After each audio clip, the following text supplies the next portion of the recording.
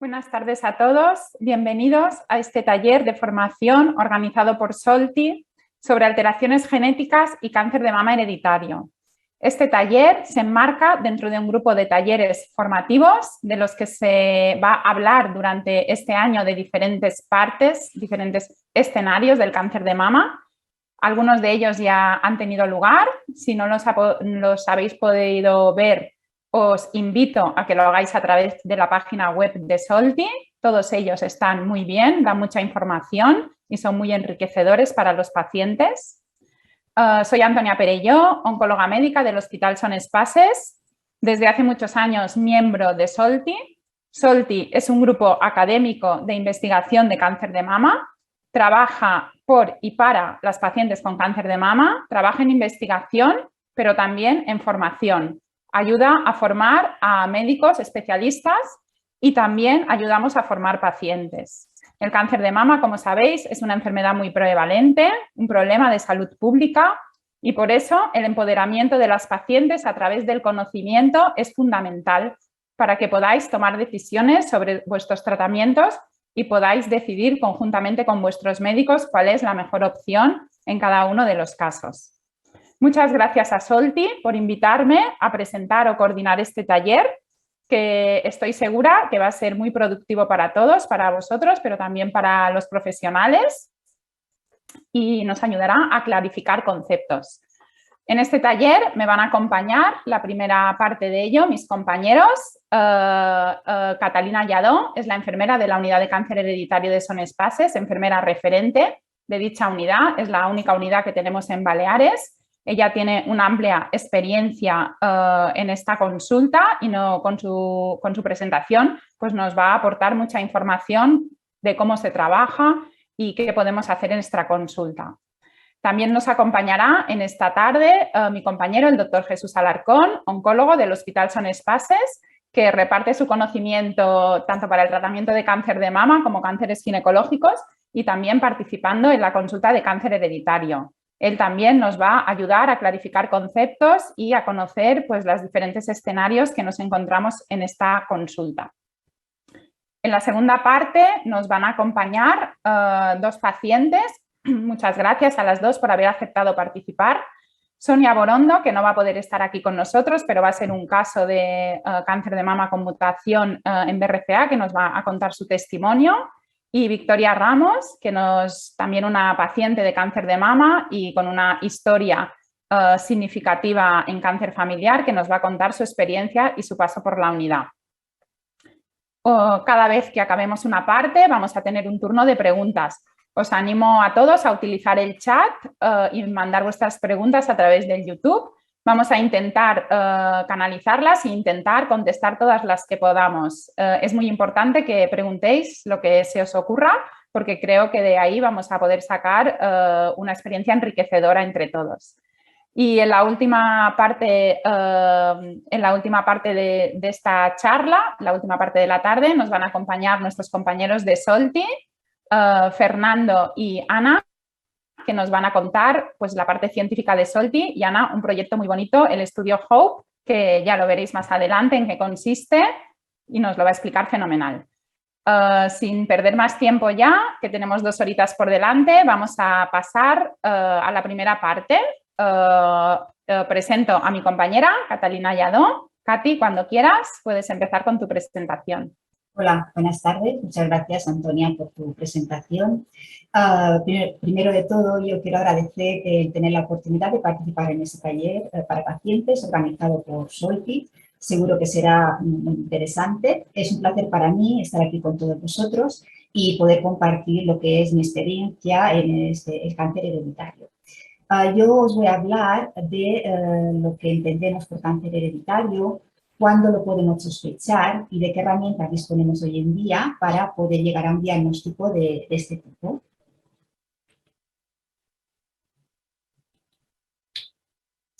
Lo primero que tenemos que decir es que la mayoría de cánceres en la población es esporádico. Hablaríamos de un 75-80% de casos, que sería pues, por ser población general. El 15-20% correspondería a agregación familiar Esto es debido a que hay antecedentes previos de cáncer en la familia y además se comparten algunos factores como el ambiente donde vivimos, el estilo de vida y factores genéticos que lo que hacen es aumentar el riesgo de la familia, pero no hay una sospecha de que podamos estar ante un síndrome de cáncer hereditario. Luego ya nos queda una franja muy pequeña, que solo sería del 5-10%, que correspondería a cáncer hereditario. Con todo esto, pues bueno, podemos suponer que una historia familiar de cáncer no implica necesariamente que sea hereditario. Cuando hablamos de cáncer hereditario, nos referimos a aquel que es consecuencia de mutaciones germinales, esto después, este concepto intentaré explicarlo, son alteraciones en genes concretos que lo que hacen es aumentar ese riesgo de padecer diferentes tipos de tumor. Aquí os presento los genes BRCA1, BRCA2, son genes que se conocen desde hace mucho tiempo, que sabemos que si están alterados pueden ser los responsables del síndrome de cáncer de mama y ovario hereditario. Además de estos, se han identificado múltiples genes que están implicados en diferentes síndromes hereditarios. Se han establecido unos criterios de sospecha de los diferentes síndromes conocidos. Y del que vamos a hablar hoy, que es el síndrome de cáncer de mama y ovario hereditario, pues deciros que es uno de los más frecuentes. Para aclarar un poco el concepto que os he comentado antes de mutaciones germinales, primero me gustaría explicar de una manera muy simple, muy sencilla, lo que entendemos por mutación. Sería una alteración en la secuencia del ADN que lo que puede tener es un efecto perjudicial sobre el gen y, por tanto, sobre su función. Hoy en día, cuando hay un diagnóstico de cáncer, se intenta cada vez más, a través de diferentes técnicas, diferentes estudios, poder caracterizar mejor los tipos de tumores, porque eso puede dar opciones a poder tener diferentes abordajes de tratamiento. Estas alteraciones que se buscan son a nivel somático, es decir, solo están presentes en el tumor. Y esas alteraciones que se encuentran no son heredables, nosotros no las hemos heredado de nuestros progenitores ni las podemos transmitir a nuestra descendencia. Cuando hablamos de cáncer hereditario, nos referimos a mutaciones en línea germinal. Son aquellas mutaciones que tenemos en todas las células de nuestro cuerpo, son las que han derivado de las que heredamos de nuestro padre o de nuestra madre, del óvulo o del esperma. Son alteraciones genéticas que nosotros hemos podido heredar de ellos, de nuestros padres, de alguno de ellos, y que nosotros podemos transmitir a nuestra descendencia. Y son las responsables de los síndromes de cáncer hereditario. El cáncer no se hereda, de la enfermedad nosotros no la heredamos, lo que sí heredamos es la predisposición a desarrollar determinados tipos de tumor. Lo que tendríamos es un riesgo mayor que la población general por el hecho de tener una alteración genética. Pero siempre también lo que queremos aclarar es que el hecho de tener una alteración genética no quiere decir que seguro vayamos a desarrollar un cáncer. ¿Cuándo podemos sospechar que estamos ante un síndrome de cáncer hereditario? Una de las características principales de los síndromes hereditarios es que los diagnósticos se dan a edades inusualmente jóvenes al diagnóstico para ese tipo de tumor. Todos sabemos que el cáncer de mama es muy frecuente en la población general. 1 de cada 8 mujeres va a tener un cáncer de mama a lo largo de la vida, pero si el diagnóstico se presenta en una joven menor de 40 años, pues podemos acudir a este tipo de unidades pues para ver qué historia familiar tenemos y a ver si puede ser que estemos ante un cáncer hereditario. Otra característica es que el cáncer se ve en los órganos pares, por ejemplo, un cáncer de mama bilateral. Cuando estemos ante determinados tipos de tumor, que por el tipo de tumor, por su histología, sabemos que son más frecuentes dentro de los síndromes hereditarios, como puede ser el cáncer de mama triple negativo o el cáncer de ovario seroso papilar de alto grado. El cáncer de mama masculino, cuando está presente en estas familias, también es un signo de sospecha, porque el cáncer de mama es poco frecuente en hombres y puede estar asociado a alteraciones genéticas. Lo podemos sospechar cuando una mujer ha tenido los dos diagnósticos de cáncer de mama y de cáncer de ovario, o vemos que en diferentes miembros de la familia son los cánceres que hay más predominantes en la familia. Cuando una persona tiene múltiples tumores primarios, cuando vemos varias generaciones afectas del mismo tumor o tumores relacionados, dentro del síndrome de cáncer de mama y ovario hereditario, pues están el de mama, el de ovario, el de próstata, ¿vale? Y cuando los miembros afectos de la familia se dan por una misma rama, la materna o la paterna, distintamente. Los criterios de sospecha que se utilizan son criterios unificados que se utilizan en todas las unidades. Son criterios dinámicos, ¿vale? Porque no son los mismos criterios los que utilizamos ahora que los que utilizábamos hace 5 o 10 años. Y en cuanto a las derivaciones, cuando hay sospecha, claro, esto dependerá de los circuitos de derivación, de las diferentes comunidades, pero puede ser a través de los especialistas, los oncólogos, los ginecólogos o a través del médico de atención primaria. Cuando a alguien le surge la inquietud o cree que está ante una sospecha de cáncer hereditario, pues bueno, se crean como muchas preguntas, ¿no? Una de ellas es que lo que queremos es encontrar el por qué hemos tenido un cáncer a una edad que no nos tocaba, a una edad joven, por qué tenemos esa historia familiar que nos llama la atención. Queremos saber si nuestros hijos están en ese riesgo, si ellos también van a tener un cáncer. Si nosotros tenemos un riesgo personal de aumento de riesgo, ¿no? de cáncer, pues ¿qué podemos hacer? ¿Qué medidas tenemos de detección precoz, de prevención? Y últimamente, en los últimos años, en caso de personas afectadas ya de cáncer, en determinados casos, ¿vale? Pues el conocer si hay una alteración genética puede dar opción a nuevas terapias, a un abordaje diferente de la enfermedad, a opción de diferentes cirugías. Entonces, es importante pues, conocer en estos casos también si hay alteración genética. Algo que siempre tenemos en cuenta a la hora de valorar estas familias es la percepción de riesgo en cáncer que pueda tener una persona, que es muy diferente de un miembro de la familia a otro. Esta percepción de riesgo se modifica por la experiencia vivida a nivel personal o familiar de la enfermedad.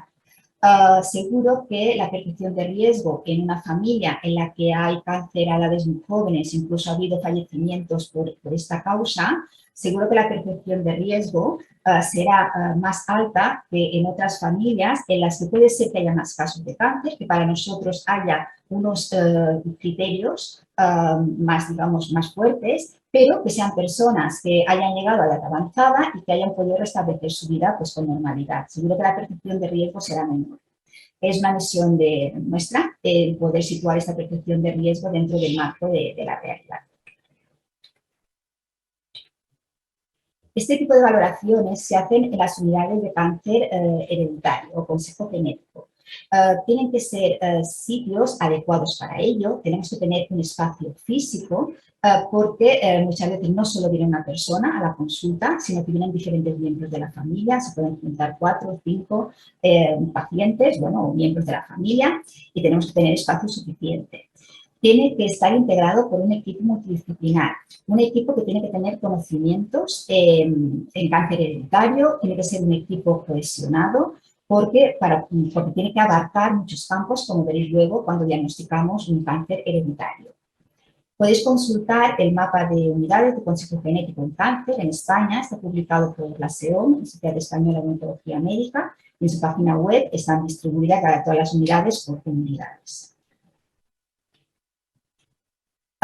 Nosotros, el consejo genético, no lo consideramos un acto médico único, se trata de un proceso, ¿vale? Es un proceso donde tenemos que dar información, tener una comunicación no directiva, esto es importante, tanto a personas como a familias, en las que podemos ver que hay una situación de riesgo, tenemos que explicar cuál es la probabilidad de presentar o transmitir ese riesgo, ¿qué implicaciones puede tener todo ello a nivel médico, psicológico, social? Tenemos que explicar la posibilidad que tenemos o no de poder hacer un diagnóstico molecular, si nos referimos a poder hacer un estudio genético y ver qué beneficios, qué limitaciones tiene todo ello. Y siempre exponer también las medidas que tenemos en este momento, tanto de prevención como de detección precoz, para ese riesgo que vemos en la familia. Nuestra herramienta principal es el árbol genealógico. Sí que es verdad que nosotros somos bastante pesados a la hora de hacer un buen árbol, pero es que es nuestra herramienta de trabajo, ¿vale? De ahí deriva que podemos hacer una buena valoración y también hacer unas recomendaciones que sean para esta familia, dependiendo de la expresión que vemos en ella. Tenemos que hacer una valoración minuciosa de la historia familiar. Tenemos que recoger mínimo 3 generaciones, hasta los abuelos. y tenemos que tener una información fidedigna sobre las edades de los diagnósticos, las enfermedades que ha habido, si ha habido defunciones, a qué edad, por qué causas. Tenemos que investigar si hay exposiciones ambientales que hayan hecho otras circunstancias, que lo que hagan es aumentar ese riesgo de tener más cáncer en la familia. Y sobre todo, siempre insistimos en tener informes que confirmen los diagnósticos. No siempre es fácil hacer una buena valoración familiar porque no disponemos de informes, hay diagnósticos muy antiguos que ya no se conservan o que, bueno, sabemos que antes las historias pues no se informatizaban. Hay familias poco informativas porque hay pocos miembros. En familias todavía el tema del cáncer se trata como un tema tabú, entonces no puede haber comunicación. En ocasiones no hay relación familiar o no hay colaboración entre los miembros. Tenemos que tener en cuenta que la historia familiar es dinámica. Nosotros valoramos a una familia en un momento dado y esos criterios para esa familia pueden cambiar al cabo de meses o al cabo de años. Puede ser que una familia en un momento dado, en medio de la valoración, no tenga criterios de sospecha, pero que más adelante, o porque cambien los criterios o porque haya nuevos diagnósticos, pues sí que haya criterios. También nos surgen muchas dudas, más de las que nos gustaría, porque a veces vemos familias que no sabemos ante qué síndrome nos encontramos. Vemos familias en las que vemos mucho cáncer, gente joven, pero son tipos de cáncer que todavía nosotros no tenemos el síndrome que nos pueda explicar esa familia. Y además tampoco no sabemos qué recomendaciones tenemos que hacer de seguimiento. Muchas veces no sabemos si se cumplen criterios, es decir, no todo es matemático. Puede ser que nos veamos familias predominantemente masculinas, en las que no hay expresión de cáncer de mama o cáncer de ovario, entonces nos podemos encontrar pues, con esas dudas, ¿no? De si realmente hay criterios o no de sospecha. Otra cosa que necesitamos, aparte de un buen espacio y un buen equipo, es mucho tiempo.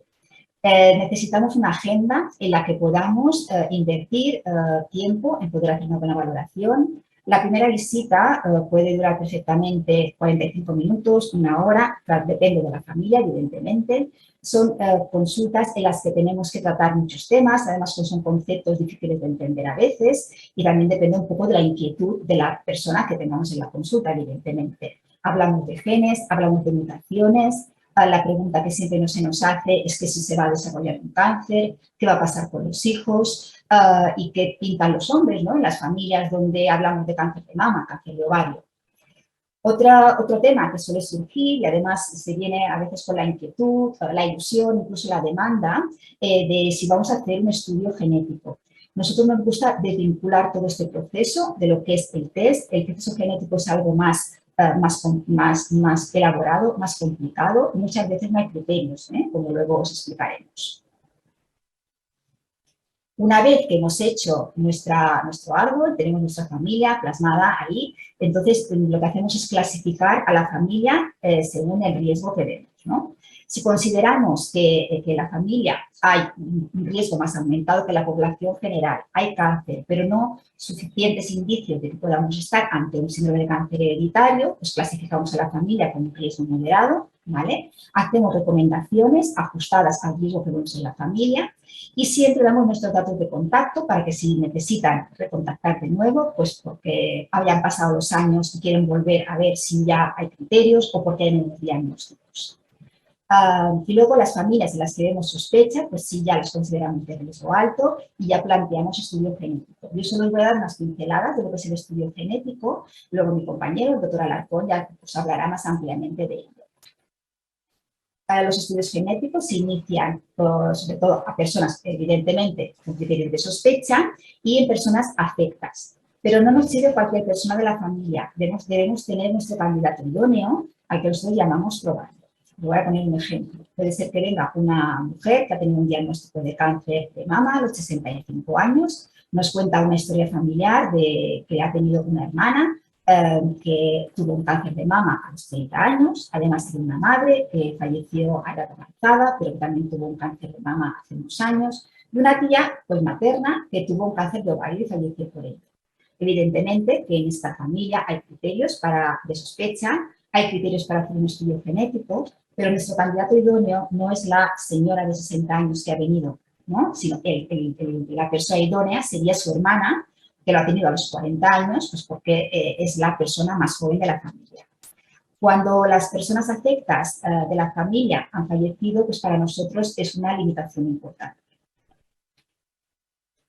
Ya solo dar unas pinceladas para acabar, bueno, repetir eso, que no siempre está indicado hacer un estudio genético, que no siempre disponemos de candidato idóneo. Tenemos que valorar cuál es el momento adecuado. Puede ser que consideremos que hay criterios, que tenemos nuestro candidato, pero que por circunstancias personales, por circunstancias familiares, consideremos que no es el momento. No hay estudios genéticos que sean, hay algunos que sí, pero la mayoría no son urgentes, que podemos esperar, haciendo unas recomendaciones adecuadas al riesgo que vemos. Tenemos que explicar los posibles resultados, ¿vale? Porque no, como veréis, no son blanco o negro. Tenemos que ver las limitaciones que tenemos, que son importantes también. Tenemos que ver quién se va a beneficiar de todo ello, porque a lo mejor si no tenemos quién se beneficie, nos tenemos que plantear si hacer o no el estudio genético. Tenemos que ver a quién se va a comunicar la información. A nosotros nos gusta que la gente adquiera cierto compromiso por si hay alguna alteración genética o recomendaciones que van a ser importantes para la familia, que se comuniquen. No se trata de hacer estudios individuales, sino que puede haber repercusiones familiares importantes también. Tenemos que ver que se haya asimilado correctamente la información. Les he dicho que son conceptos un poco difíciles de entender, pero tenemos que insistir en que se entienda. La técnica es simple porque para hacer un estudio genético sacamos sangre, una extracción de sangre, la enviamos al laboratorio, pero eso tiene implicaciones importantes. Puede haber reacciones ante el resultado como pueden ser ansiedad, miedo, culpabilidad. Todo lo que es el proceso de consejo genético se hace en un marco de confidencialidad y seguro que tendremos que solicitar autorizaciones, un consentimiento informado para lanzar el estudio genético, para consultar informes de otros miembros de la familia. Y bueno, esto es lo que os quiero contar y nada, os quiero agradecer vuestra atención. Gracias. Muchas gracias, Catalina, por tu presentación. Yo creo que has dejado muchos conceptos claros, pero bueno, ya tenemos algunas preguntas para el chat que vamos a resolver después de la presentación de Jesús Alarcón. Ahora doy paso a mi compañero. Gracias, Jesús, por haber aceptado participar y estoy seguro que tu presentación nos va a aclarar más dudas de los oyentes. Muy bien, pues muchas gracias, Antonia, por darme paso. Primero de todo, me presento brevemente. Yo soy Jesús Alarcón, soy oncólogo, trabajo en el Hospital de San Gaspar de Palma. Ya os ha contado mi compañera, la doctora Alarcón, que me dedico a cáncer ginecológico, de mama y a cáncer hereditario. Entonces, empezaré mi presentación, si puedo pasarla, sí, haciendo un poquito un resumen gráfico de cuál es el flujo de decisiones más o menos en la consulta de cáncer hereditario, porque mi charla se llama ¿qué me va a pasar si me detectan una mutación genética?, ¿no? Entonces, como ha dicho Katy, siempre empezamos el estudio de la familia por una persona, normalmente alguien que haya tenido la enfermedad, cáncer de mama o algún cáncer asociado al síndrome de cáncer de mama y ovario hereditario. En esta persona, que idealmente pues, tiene que ser un perfil de una persona que probablemente su cáncer sea hereditario, como una persona muy joven al diagnóstico, tumores bilaterales, tipos de tumores concretos, pues le podemos ofrecer el test y si esa persona acepta, le podemos hacer el test. Este test puede dar resultados muy diferentes y esto es importante saberlo porque no es un test que siempre vaya a dar un resultado claro, es un test que puede ser informativo, puede dar mucha información, pero también puede ser un test que nos genere más dudas que información. Puede haber una alteración genética que sea una mutación, es decir, que dé un resultado claro de una variante que tenga riesgo de cáncer, entonces podemos lanzar el estudio a otros familiares, aparte de hacer recomendaciones. Puede que no encontremos mutación y en este caso no vamos a decir que el tumor no es hereditario, que el síndrome no es hereditario de entrada, sino que vamos a hablar de un resultado no informativo, puesto que ahora explicaré que no conocemos todos los genes relacionados con cáncer de mama hereditario. Y finalmente hay variantes genéticas que todavía no conocemos, de las cuales no tenemos suficiente información.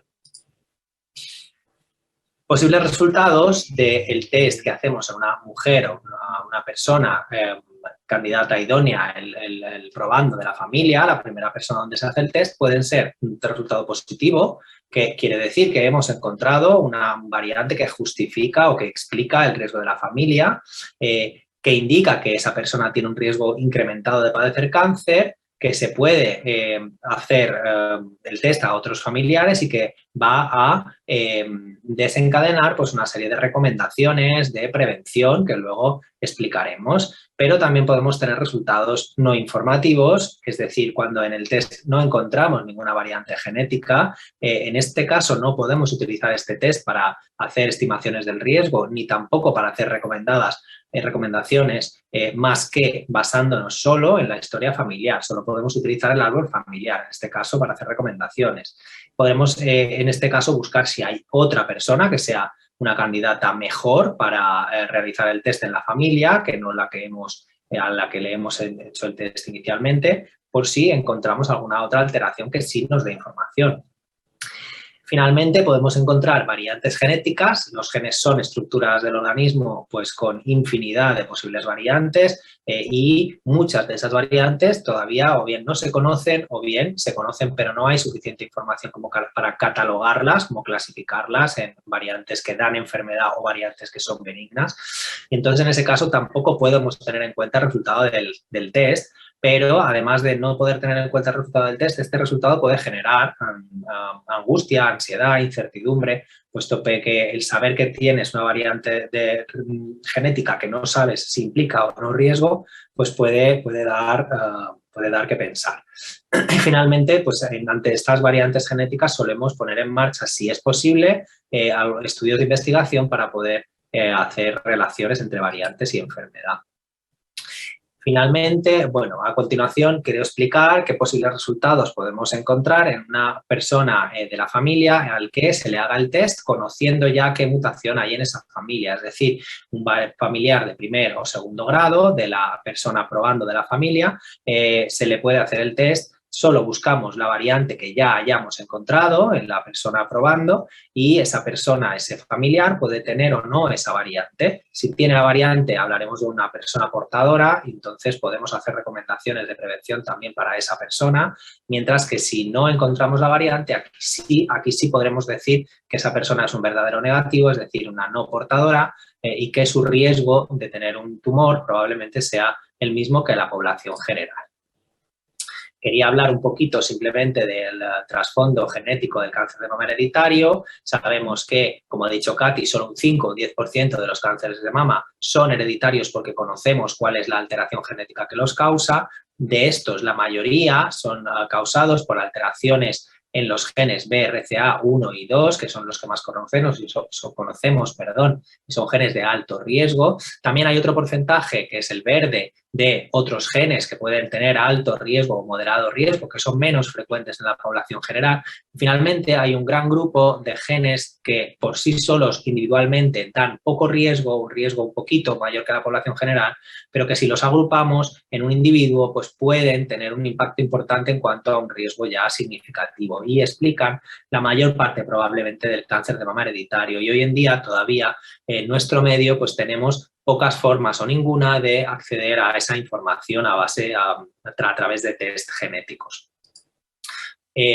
Después también quería hablar un pelín sobre el cáncer de ovario hereditario, porque sabemos que el cáncer de mama hereditario a veces se engloba dentro del síndrome de cáncer de mama y ovario hereditario, que está causado por los genes BRCA1 y BRCA2, y también producen cáncer de ovario. Por tanto, estará relacionado con esos genes. El cáncer de ovario hereditario es en su mayoría causado por estos dos genes BRCA1 y BRCA2, y se supone que aproximadamente un 15%, entre un 15% y un 20% de los casos de cáncer de ovario pueden ser hereditarios en nuestro medio.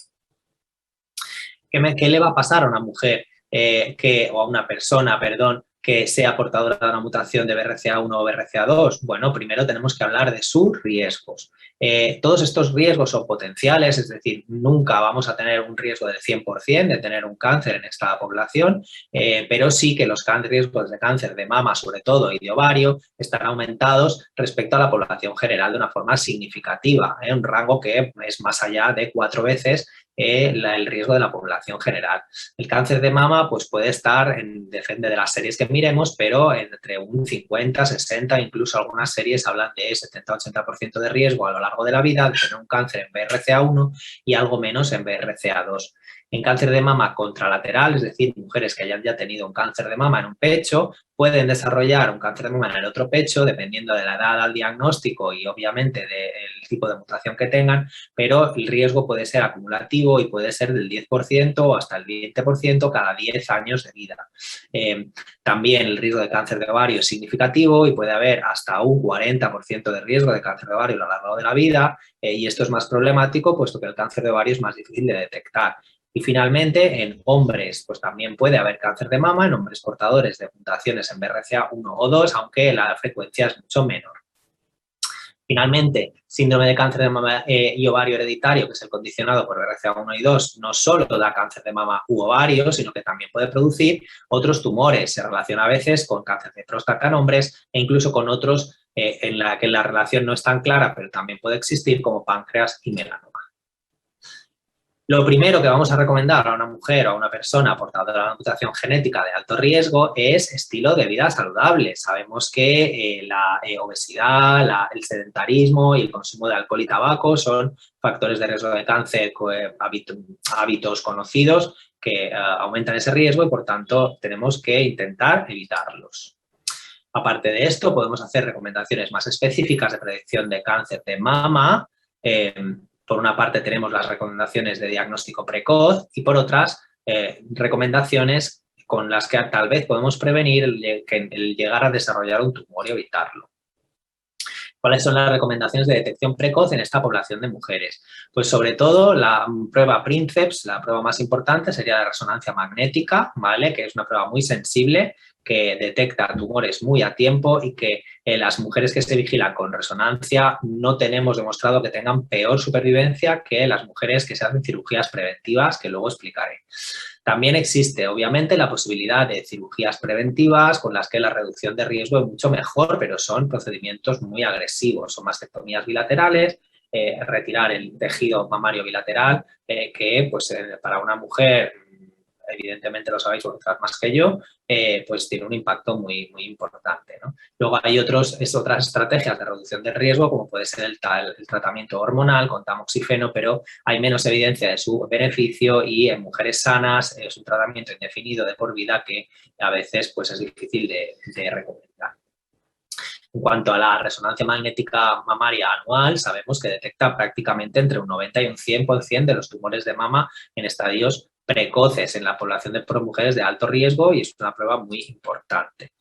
En cuanto a la prevención de cáncer de ovario, pues es un poco diferente, puesto que es una enfermedad mucho más difícil de detectar. Y si bien sí que tenemos establecidos programas de detección precoz con ecografías transvaginales y detección de marcadores tumorales de 125, estos tienen una eficacia muy limitada. Y por tanto, aquí sí que recomendamos de una manera un poquito más fuerte o más directiva en la opción de cirugía preventiva cuando la mujer evidentemente ya ha cumplido su deseo gestacional y cuando ya la edad de la menopausia no está muy lejos. Esto es normalmente en BRCA1 35-40 años como pronto y en BRCA2 a partir de los 40-45.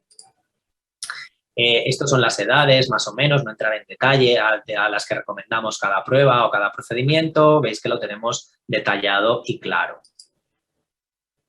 En cuanto a la cirugía preventiva de mama, la mastectomía profiláctica es una cirugía que debe ser bilateral, debe retirar todo el tejido mamario de los dos pechos, por lo tanto es una prueba que no está exenta de molestias, complicaciones y morbilidad. Se puede hacer una reconstrucción inmediata, depende del procedimiento, depende de la mujer, pues se puede hacer de una u otra manera, con tejido propio o con prótesis, y claro, la reducción del riesgo en este caso es más del 90%. Siempre queda un riesgo residual muy bajo de padecer un cáncer de mama, puesto que puede haber focos ocultos de tejido de glándula mamaria. Sin embargo, no está nada claro que este procedimiento aumente o mejore la supervivencia de las mujeres respecto a la vigilancia con resonancias. Por tanto, es muy importante pedir consejo experto y meditar esta decisión antes de realizar cualquier cirugía preventiva, sobre todo mastectomías. En mujeres con cáncer de mama, perdón, no lo he dicho, también existe la cirugía profiláctica contralateral, es decir, la mujer con BRCA1 o 2 que tiene un cáncer de mama se le puede ofrecer la cirugía del otro pecho y en esta situación sí que nosotros somos un poquito más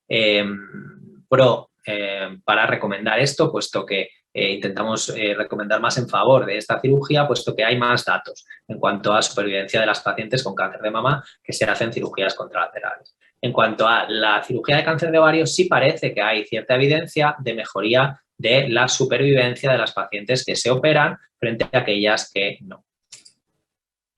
Finalmente, solo una pincelada sobre posibilidades de tratamientos para los síntomas de la menopausia en mujeres que se han realizado una cirugía preventiva de cáncer de ovario, que consiste en quitar los dos ovarios y las trompas.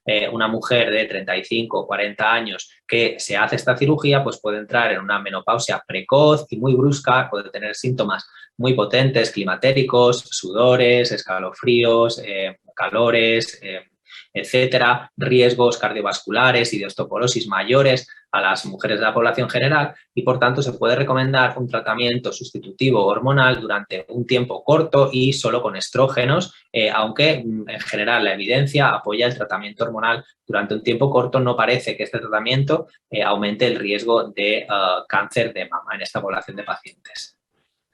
Aparte de esto, bueno, mostraré un árbol, quería mostrar un poco cómo es un árbol tipo de síndrome de cáncer de mama y ovario hereditario. Veis aquí un árbol en que la abuela tuvo cáncer de mama a una edad joven, una hija tuvo cáncer de mama, cáncer de ovario, perdón, a una edad relativamente joven.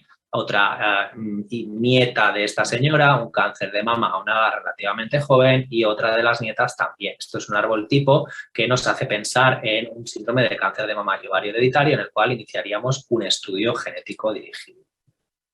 Hay opciones también de distintos procedimientos reproductivos para evitar transmitir la mutación genética a los hijos si se desea entrar en estos procedimientos. Son procedimientos que tienen su complejidad y que tienen sus discusiones éticas y, bueno, pues cada mujer, cada persona tiene que hacer la reflexión al respecto. Porque, bueno, la única opción hoy en día de prevención de transmitir las mutaciones a descendientes es elegir el embrión que se implante, es hacer una fertilización, una fecundación in vitro y a partir de ahí solo elegir un embrión sin la mutación de BRCA para implantarlo en el útero de la mujer que lo vaya a gestar y que el hijo o la hija no tenga la mutación. Obviamente esto tiene cuestiones éticas importantes, puesto que hay embriones que serían viables que no se están eligiendo para darles una viabilidad, pero que no van a vivir y todos los casos tienen que pasar por la Comisión Nacional de Reproducción Humana Asistida para que se les dé el visto bueno. En nuestra unidad de cáncer hereditario, que es, bueno, yo creo representativo de lo que ha pasado en los últimos años en nuestro país, pues como veis, cada año vamos viendo más y más familias afectadas de cáncer de mama y ovario hereditario y realizamos cada vez más tests. Una cosa que puede ser el futuro, pero que todavía no tenemos a nuestra disposición, son los tests de scores, de puntuajes poligénicos, de lo que he explicado al principio, de genes que individualmente dan poco riesgo, pero de forma conjunta pueden dar un riesgo más alto, que pueden, en estudios de momento, en investigación, discernir muy bien el riesgo individual de cada mujer de tener cáncer de mama a lo largo de la vida, pero estos tests que explicarían mucho de lo que no tenemos explicado hoy en día en cáncer de mama hereditario todavía no los tenemos a nuestra disposición y probablemente pasará un tiempo hasta que los tengamos, puesto que necesitan muchos controles poblacionales. Finalmente, una pincelada también sobre tratamientos en cáncer de mama hereditario, cáncer de mama en mujeres portadoras de BRCA. Sabemos que tenemos fármacos que en estas mujeres son más activos, como por ejemplo las quimioterapias basadas en platino y también otros fármacos como unos fármacos orales que se llaman inhibidores de PARP, olaparib y otros, que en mujeres con enfermedad metastásica han demostrado ser mejores en prevención de progresiones de la enfermedad y posiblemente, aunque no claramente, también en supervivencia. Y ya tenemos datos este año pues, de tratamientos preventivos con estos fármacos en el estudio Olimpia que han demostrado pues, que se reducen las recaídas de cáncer de mama invasivas tanto locales como a distancia, en estas mujeres portadoras de mutaciones de BRCA1 y 2 que hacen tratamiento y queda enfermedad residual después de la cirugía o en la pieza quirúrgica, o bien eran tumores de alto riesgo. En fin, como resumiendo, unas conclusiones. Primero, siempre el objetivo de realizar un test genético es conocer el riesgo individual de cáncer para poder personalizar las medidas de prevención en cada ocasión, que un test genético solo es útil si nos aporta información suficiente para tomar decisiones de prevención. Si es un test positivo, los tests no informativos, test que no detecten variantes, no nos van a llevar a hacer nada, que el resultado de un test debe interpretarse siempre en el contexto de un consejo genético experto en cáncer, que existen medidas de detección eficaces en cáncer de mama hereditario que detectan tumores en estado inicial con muy elevada probabilidad de curación y son la primera opción para las personas, mujeres portadoras, y que las medidas de detección precoz en cáncer de ovario no son tan fiables como en el cáncer de mama, que las estrategias de prevención quirúrgicas pueden ser adecuadas para pacientes de alto riesgo, pero que debe tomarse esa decisión siempre en el contexto de un consejo genético experto en cáncer y nunca de manera apresurada, sino siempre de forma meditada, que la evolución de conocimiento en la genética en cáncer permitirá mejorar la personalización del riesgo en el futuro y que existen fármacos novedosos que mejoran supervivencia y previenen recaídas ya en mujeres portadoras de estas mutaciones afectas de cáncer. Muchas gracias y esto era lo que os quería contar. Doy paso a la siguiente parte de la charla. Muchas gracias, Jesús, por tu presentación. Ahora tenemos unos minutillos para una breve discusión sobre las ponencias que habéis hecho. Y bueno, tenemos unas cuantas preguntas. Animaros a todos a seguir mandando preguntas que podemos ir resolviendo a lo largo de la tarde, aunque no sea justo en este momento. Entonces, una pregunta que yo creo que nos puede resolver Katy, pero bueno, que podéis opinar, el que queráis, y que muchas veces, ¿no?, nos encontramos en la consulta.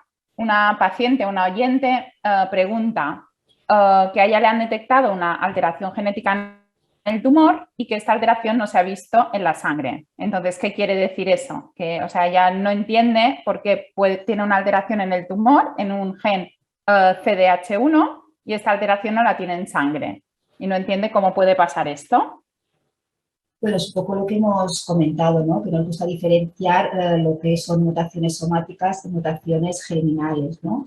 Y que la mutación en el tumor sería esta que le han encontrado a ella, ¿vale? Que según qué tipo de alteraciones en los tumores, luego se tiene que comprobar si también las tenemos en línea germinal, que sería cuando veríamos que esta alteración genética puede transmitirse a la descendencia y entonces pues ya hacer lo que es el consejo genético. Pero muchas veces los tumores tienen alteraciones genéticas, ¿vale?, que no tienen por qué ser germinales. Efectivamente, pues eso es muy importante, ¿no? Muchas veces vienen a la consulta muchos pacientes porque se ha detectado una mutación en tumor y eso de ninguna manera quiere decir que tenga que estar en sangre. Siempre tenemos que comprobar si la alteración genética está en sangre y si eso se puede transmitir a la descendencia, porque una alteración en un tumor, si no está en sangre, eso no se transmite, ¿vale? Yo creo que ese concepto es muy importante y es verdad que siempre da lugar a confusión. Luego, otra oyente que a lo mejor nos puede contestar Jesús, nos preguntaba una paciente que tiene cáncer de mama y que tiene mucha carga familiar, tiene 2 antecedentes de cáncer de mama en su familia y se ha hecho, por lo visto, un estudio genético y le han dicho que su cáncer no es genético. Que ¿cómo puede ser? Bueno, pues esto a lo mejor ha quedado bastante más claro en la charla de Katy que en la mía. Bueno, el cáncer de mama es una enfermedad desgraciadamente muy frecuente en la población general de mujeres de nuestro medio. Hasta 1 de cada 8 o 9 mujeres en España puede llegar a tener un cáncer de mama a lo largo de su vida y eso hace que haya muchas familias en las que pueda haber varios casos de cáncer de mama. Aparte de esto, en una familia pueden coexistir casos de cáncer de mama hereditario con casos de cáncer de mama esporádico. Depende un poco del perfil de su familia, claro, desconozco más detalles, ¿no? Pero podría ser pues simplemente por azar, por agregación, porque es una enfermedad muy prevalente, por factores compartidos medioambientales, de hábitos de vida o simplemente porque el suyo es un caso que no es hereditario y tal vez haya un síndrome que no se haya detectado en su caso.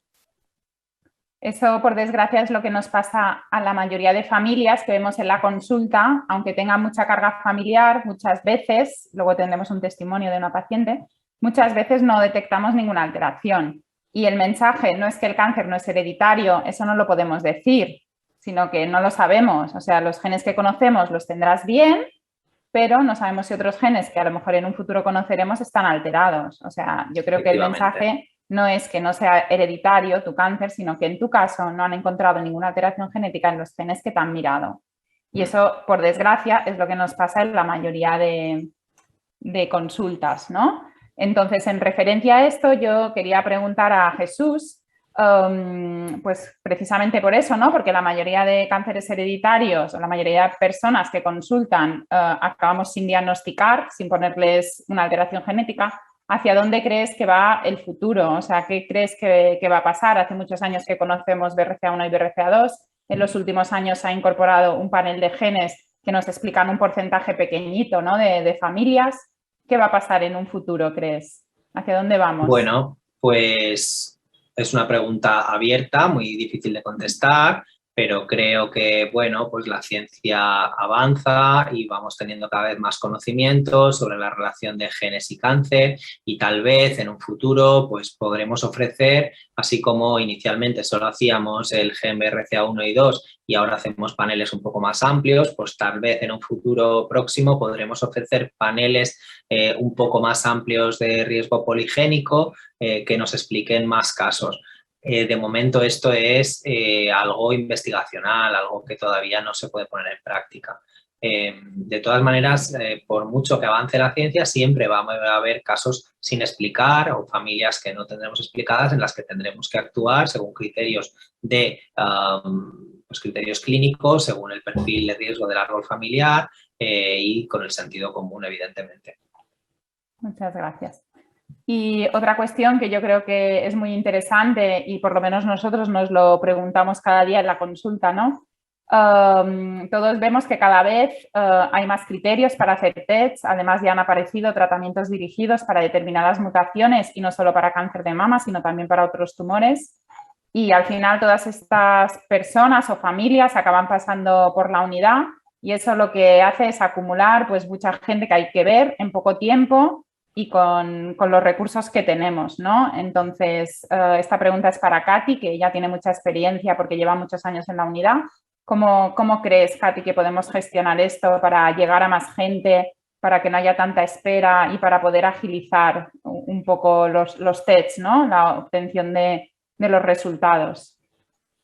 Bueno, a ver, sí que es verdad que cada vez hay más demanda, hay más inquietud a nivel de la población general, pues para, ante la sospecha, pues poder consultar, ante la inquietud para tener prevención, detección precoz, y además cada vez hay más estudios preferentes, por lo que tú comentas, ¿no? Que sería necesario conocer si hay alguna alteración, pues porque es importante a nivel terapéutico. Claro, nos encontramos que con las unidades de cáncer hereditario, así como el volumen de casos que tenemos que valorar ha aumentado mucho, pues la realidad de muchas unidades es que seguimos con los mismos recursos que cuando empezamos digamos, a trabajar en este tema, ¿no? Entonces nos vemos desbordados en estos momentos, os hablaré por la experiencia propia que tenemos en nuestra consulta, por lo que son las valoraciones preferentes, casi no nos dan espacio para hacer esas valoraciones que no son tan preferentes, ¿no? Y tenemos mucha lista de espera. Entonces, yo creo que lo primero de todo sería que hubiese una buena dotación de recursos para las unidades, para hacer frente a, toda esta avalancha de valoraciones que tenemos que hacer. Como parece ser que de momento, pues no sé si será una cosa rápida o no, que nos puedan dotar de esos recursos, pero creo que no va a ser así. Entonces, pues se puede plantear en algunos centros que se hace un cambio de estrategia en la que los estudios genéticos podrían partir desde la consulta de oncología, cuando hay en determinadas situaciones, me refiero, ¿no? Cuando el estudio es preferente y en unas situaciones muy concretas, ¿vale? Pero lo que pasa es que estos no son estudios como ordinarios, no son determinaciones de cuando miras una analítica, un azúcar, un colesterol, son estudios que pueden traer unas implicaciones importantes, no solo a nivel personal y familiar. ¿Vale? Que tengamos una urgencia para tener un resultado no quiere decir, no desestimar lo que es el asesoramiento genético que tenemos que hacer antes, porque es importante que una persona sepa qué se le va a mirar, qué consecuencias puede tener todo ello. Y luego a la hora también de recibir los resultados, pues muchas veces no son fáciles de interpretar. Tanto el asesoramiento como la interpretación de resultados tiene que hacerse por gente con conocimientos en cáncer hereditario. Y también algo que va en contra de este modelo sería el tiempo, ¿no? El tiempo que se tiene en las consultas de oncología, que además de tratar lo que es la patología, pues tienes que dar unas nociones que a lo mejor no tienes un tiempo suficiente. Entonces, no sé, es algo un poco difícil de definir. Bueno, tenemos mucho camino por delante, ¿no? Para seguir mejorando. Pues muchas gracias a los dos por vuestras presentaciones. Vamos a seguir para no desajustarnos del tiempo y ahora vamos a pasar a la parte de los testimonios de los pacientes. Vamos a tener esta tarde aquí a 2 pacientes. Bueno, podríamos haber elegido a muchas de vosotras. Hemos seleccionado 2 pacientes que pensamos que son un poco representativas de lo que nos encontramos en la consulta. En primer lugar, quiero dar las gracias porque, bueno, sé que no es fácil venir aquí a contar vuestra experiencia y de verdad, muchas gracias por haber aceptado participar y además de tan buena gana. A una de nuestras pacientes, la primera de ellas, Sonia Borondo, que es una chica con un cáncer de mama y diagnosticada de una mutación patogénica en BRCA1. Ella no va a poder estar aquí presencialmente, pero desde el primer día que le ofrecí participar en el taller tenía mucha ilusión y el mismo día me mandó su vídeo, que es el que vamos a aprovechar. Esta tarde, por motivos de salud, no puede estar aquí. Desde aquí le mandamos un beso y esperamos que se mejore muy pronto y estoy segura que va a ver el taller, aunque sea en diferido. Vemos ahora el vídeo de Sonia. Muy buenas a todas y a todos. Lo primero soy Sonia. Lo primero agradecer a Solti por invitarme a esta ponencia, que me hacía mucha ilusión, y por supuesto a mi doctora, a la doctora Perelló, que no solo por invitarme a la ponencia, sino por todo lo que ha hecho por mí, ¿no? Todo este tiempo. No he podido estar en mejores manos. Entonces, para contaros un poquito mi experiencia, yo ahora mismo tengo 34 años, me detectaron el cáncer a los 33 y, por si es útil, os cuento cómo me lo detecté yo, ¿no? En agosto ya de este año, no, del año anterior, yo me notaba un bultito por aquí en la mama derecha, por encima de lo que es pezón y aureola, y un bultito chiquitito. Entonces, la verdad es que tenía las mamas, ya me lo han dicho varias veces, que las tengo muy densas y siempre que me tocaba un poco después de la ducha sí que notaba siempre bultitos, pero es verdad que este no me lo había notado mucho y nada, y dije, como en septiembre tengo que ir a la revisión ginecológica, digo, pues ya me espero, no le di ninguna importancia.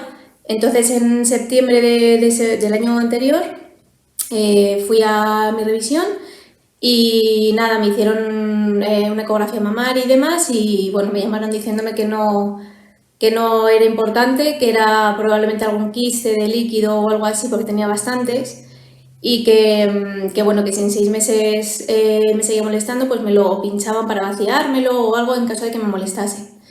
Entonces, pues la cosa se quedó ahí. Entonces yo me notaba que cada vez me iba creciendo más y empezó a dar unos pinchazos como unos calambres y ya pues pasado un mes o 2 después de esto, como para noviembre, no me quedé tranquila, entonces fui a ver a otro médico también para una segunda opinión y fue ya el que ya me mandó a radiología para que me lo valorasen y si en caso de que fuera necesario me hicieran una biopsia. Entonces, me lo biopsiaron, incluso la radióloga tampoco le dio mucha importancia, ¿vale? Porque no parecía malo, ya te digo que como tenía las mamas muy densas, pues parece ser que era muy difícil de ver, ¿vale? Entonces hasta que no creció un tamaño lo suficientemente grande, pues no se vio. Y a partir de ahí ya, después de la biopsia, me llamaron para darme el resultado. Me dijeron que era un triple negativo, ¿vale? Seguramente las personas que estáis viendo esto, seguramente ya sabréis de qué va el tema de los grados, ¿no? Del tipo de cáncer de mama que existe y demás. Para quien no lo sepa, el triple negativo es un tipo de cáncer de mama que tiene el peor pronóstico, creo, ¿vale? Entonces, pues en ese momento parece ser que cuando me dieron la noticia como que algo en mí no me sorprendió, ¿no? Que tuviera un cáncer de mama con 33 años, pero no sé, mi cuerpo hay algo que no iba bien, entonces no sé, como que iba medio hecha la idea. Y nada, pues a partir de ese momento después de que me dieron la noticia, me pusieron directamente en contacto con la doctora Perelló y nada, y a partir de ahí pues ya les digo que no pude estar en mejores manos. Lo que me planteó la doctora fue un plan a 6 meses, ¿vale? 3 meses de quimio, de un tipo de quimio, y otros 3 meses otro tipo de quimio. Bueno, no llegaba a 3 meses cada bloque, pero bueno, así aproximadamente. Y luego la cirugía. Entonces, la verdad es que lo que más me ha gustado de todo esto ha sido que la doctora me ha dado soluciones para todo en cada momento. Porque lo primero que me preguntó la primera vez que la conocí fue que si quería ser mamá. Le dije que sí que me gustaría. Y entonces me propuso, mientras me daban el resultado de otras pruebas y establecíamos bien el plan que me iba a proponer, pues lo que me propuso fue congelar mis óvulos, ¿vale? Hacer un tratamiento de hormonas durante 2 semanas, sacarme los óvulos, los ovocitos y congelarlos. ¿Para qué? Para que después de la quimio, pues por si acaso la quimio a veces no te baja la regla, otras veces sí. Entonces, bueno, no obstante, me dijo que era un seguro de vida, que ahí estaban mis óvulos congelados para que después de todo el tratamiento y después de recuperarme y curarme, pues pudiera ser mamá. Entonces, para mí eso fue la mejor noticia que me pudo dar y ya lo cogí con fuerza esto, ¿no? Entonces, bueno, pues una vez pasado esos 15 días de hormonas y ya operarme, bueno, tampoco es una operación, pero bueno, de sacarme los ovocitos y congelarlos, yo empecé con mi tratamiento de quimio. Y otra solución, otra cosa que me gustó mucho también fue que me plantearon hacerme un test de genética, que de hecho por eso estoy aquí hoy de ponente, ¿no? Por el asunto de este curso, que es de cáncer hereditario. Y entonces en paralelo me iban a hacer un test de genética. ¿Por qué? Porque por la edad tan temprana en la que tenía el cáncer, con 33 años, y por el tipo de cáncer que era triple negativo, ¿no? Entonces eso como que alarma un poco o llama la atención y puede ser que viniese por herencia, ¿vale? Porque era un tipo de cáncer extraño. También contaros como anécdota, para las que os sentéis identificadas a lo mejor, cuando me dijeron que tenía el cáncer de mama, lo primero que pregunté a la doctora que me lo dijo fue, oye, ¿y qué he hecho? Porque puede ser que haya sido porque en el confinamiento estuve sin sujetador todo el rato, o puede ser porque me haya ido de vinos más de la cuenta, o puede ser por hacer topless en la playa.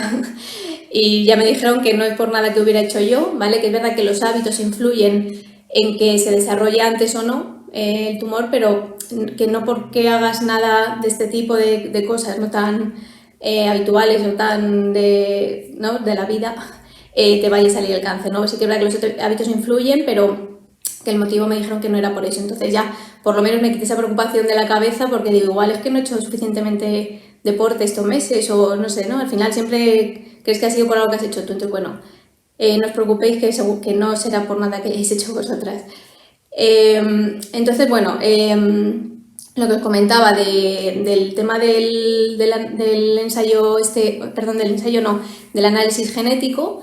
Me sacaron sangre, ¿vale? Es simplemente un análisis de sangre y me dijeron que tardaba de 2 a 3 meses, ¿vale? Porque el análisis es muy complejo y nada, pues mientras tanto esperar. ¿Por qué me propuso la doctora Perelló este análisis genético? Porque en caso de que tuviera alguna modificación de algún gen, me iba a proponer una mastectomía bilateral, es decir, no solo quitarme el tumor de la mama derecha, que es donde lo tenía, ¿vale? Sino que para evitar un posible riesgo a futuro. ¿Por qué? Porque si tienes una modificación genética, depende qué tipo sea, en mi caso es un BCRA1, una modificación en el gen BCRA1, me dijeron que las posibilidades de desarrollar un cáncer de mama, de ovarios o de colon eran más altas que la de la población normal. Es decir, me parece que era, estando sana, una persona con un BCRA1, una modificación en el gen BCRA1, tenemos un 85% de posibilidades de desarrollar un cáncer de mama, con lo que son altísimas, vamos. Entonces, bueno, pues la mejor forma como dicen en todos los sitios, ¿no? Con el tema del cáncer, la mejor forma de curar, digamos, o es prevenir, ¿no? De detectarlo de forma temprana. Entonces, pues qué mejor forma de evitar un posible desarrollo del tumor en la otra mama que quitándomela también. Entonces, bueno, pues ya antes de saber todavía el resultado, pues sí que es verdad que ya tenía en mente un poco que existía esa posibilidad. Y entonces, bueno, el estudio de genética, aparte de ese análisis de sangre para ver el tema de los genes, también consistía en que te hicieran un árbol genealógico para ver realmente antecedentes familiares. Para que os hagáis una idea, mis padres, bueno, mi madre tiene son tres, dos hermanos y ella, y mis abuelos, y nunca hubo un tema de cáncer. Y por parte de mi padre, sí que mi abuela materna tuvo también cáncer de mama a los 60 años. Que es verdad que esto, cuando siempre me han preguntado que si he tenido antecedentes familiares con cáncer de mama, siempre cuando he dicho que mi abuela lo tuvo a los 60 años no le han dado mucha importancia porque es una edad ya de más riesgo, no que pueda ser hereditario. Pero sí que es verdad que pinta que me vino por ahí. Entonces, lo curioso es que mi padre y mis tíos son 7 hermanos y después de mi abuela de desarrollar el cáncer de mama, ni mis tíos ni mis tías han desarrollado ningún tipo de cáncer a día de hoy, ¿vale? Y sus edades se encuentran entre los 45 y los 65, así. Entonces, bueno, pues parece ser, tiene pinta que a mí se me ha tocado por parte de que me ha venido de mi padre y a raíz de mi abuela, que también lo tuvo. Entonces, bueno, pues después de todo ya me dieron, la doctora un día ya me vino a contar el resultado, ¿vale? Me dijo que efectivamente les había salido una modificación en el gen BCR1 y por tanto lo bueno, digamos, es que a partir de ahí mis padres están ahora para hacerse la prueba y ¿qué pasa? Que si mi padre da positivo, pues entonces sus hermanos también se la tienen que hacer para ver si dan positivo o no. Y con esto evitarán un posible cáncer ya lo he dicho, en el caso de mujer, de mama, de ovarios o de colon, y en caso del hombre, con este gen, el BCR1, también tienen posibilidad de tenerlo de colon y de próstata. Entonces, bueno, pues claro, cuando me dio la noticia fue un poco golpe porque, jolín, el tema de que ya estés con el tratamiento de un cáncer de mama, ¿no? Para curarte y que luego también tengas posibilidad de ovarios y de colon, pues es como, jolín, no me voy a quitar todavía el come-come, ¿no? Con el tema del cáncer, pero bueno, al final me dijo la doctora Perello que la información es poder y tiene toda la razón.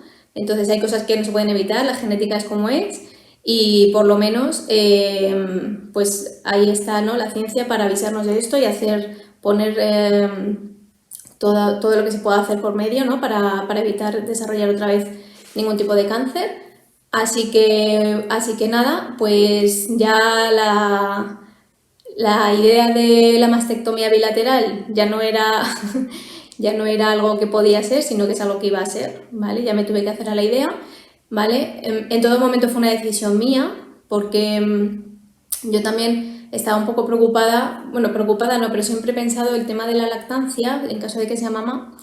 Siempre dicen, bueno, pues por lo que he leído, ¿no? Que es muy bueno que el bebé reciba la leche materna y demás, y que, bueno, pues que de cara a enfermedades posibles en el futuro del bebé, pues es muy importante, le evita enfermedades, el tema de la conexión con la mamá, etc. Entonces, sí que tuve momentos de decir, jolín, pues me quito la mamá que está sana y así puedo dar de mamar solo con esa. Entonces, claro, la doctora en todo momento pues me dijo las opciones. Una era esa, operarme solo de la mamá que estaba mala y luego conservar la otra y una vez que fuera mamá quitarme la otra. Pero es verdad que esto suponía pasar por 2 cirugías en lugar de hacerlo todo en una. También suponía posibilidad de desarrollar cáncer en la otra de forma rápida y otra vez quimioterapia, etc. Además hay uno de los medicamentos que he recibido en la quimio que me dijo que ya no se me podía volver a dar nunca, entonces pues ya es algo que te ha funcionado, ya no te lo podía volver a dar, entonces era otro riesgo. Y luego también pensé, digo, lo mismo, ni siquiera soy mamá, porque la vida te cambia de un día para otro y a lo mejor te cambia el chip y ya no te apetece, o incluso a lo mejor conservo el otro pecho y luego resulta que no puedo dar de mamar, como pasa a muchas mamás, ¿no? que están sanas y por lo que sea al final el niño no se agarra o cualquier otro motivo que no te permita dar de mamar. Con lo cual, por otro lado, mis padres y mi pareja me dijo, lo primero eres tú, lo otro de momento no existe. Y entonces, pues la verdad es que la decisión estaba tomada, ¿no? A ver, aparte de todo esto, también, ¿qué me ayudó mucho? Pues me ayudó mucho que me ofrecían hacerme la reconstrucción de forma inmediata, es decir, en la misma operación eliminar las 2 mamas y ya construir las nuevas con prótesis. Entonces, claro, solo pasar en una única cirugía esto y despertarte después de la operación y verte igual era toda una ventaja. Entonces, también otra ventaja que a nivel de estética iban a quedar más simétricas que si solo me operaba un pecho, porque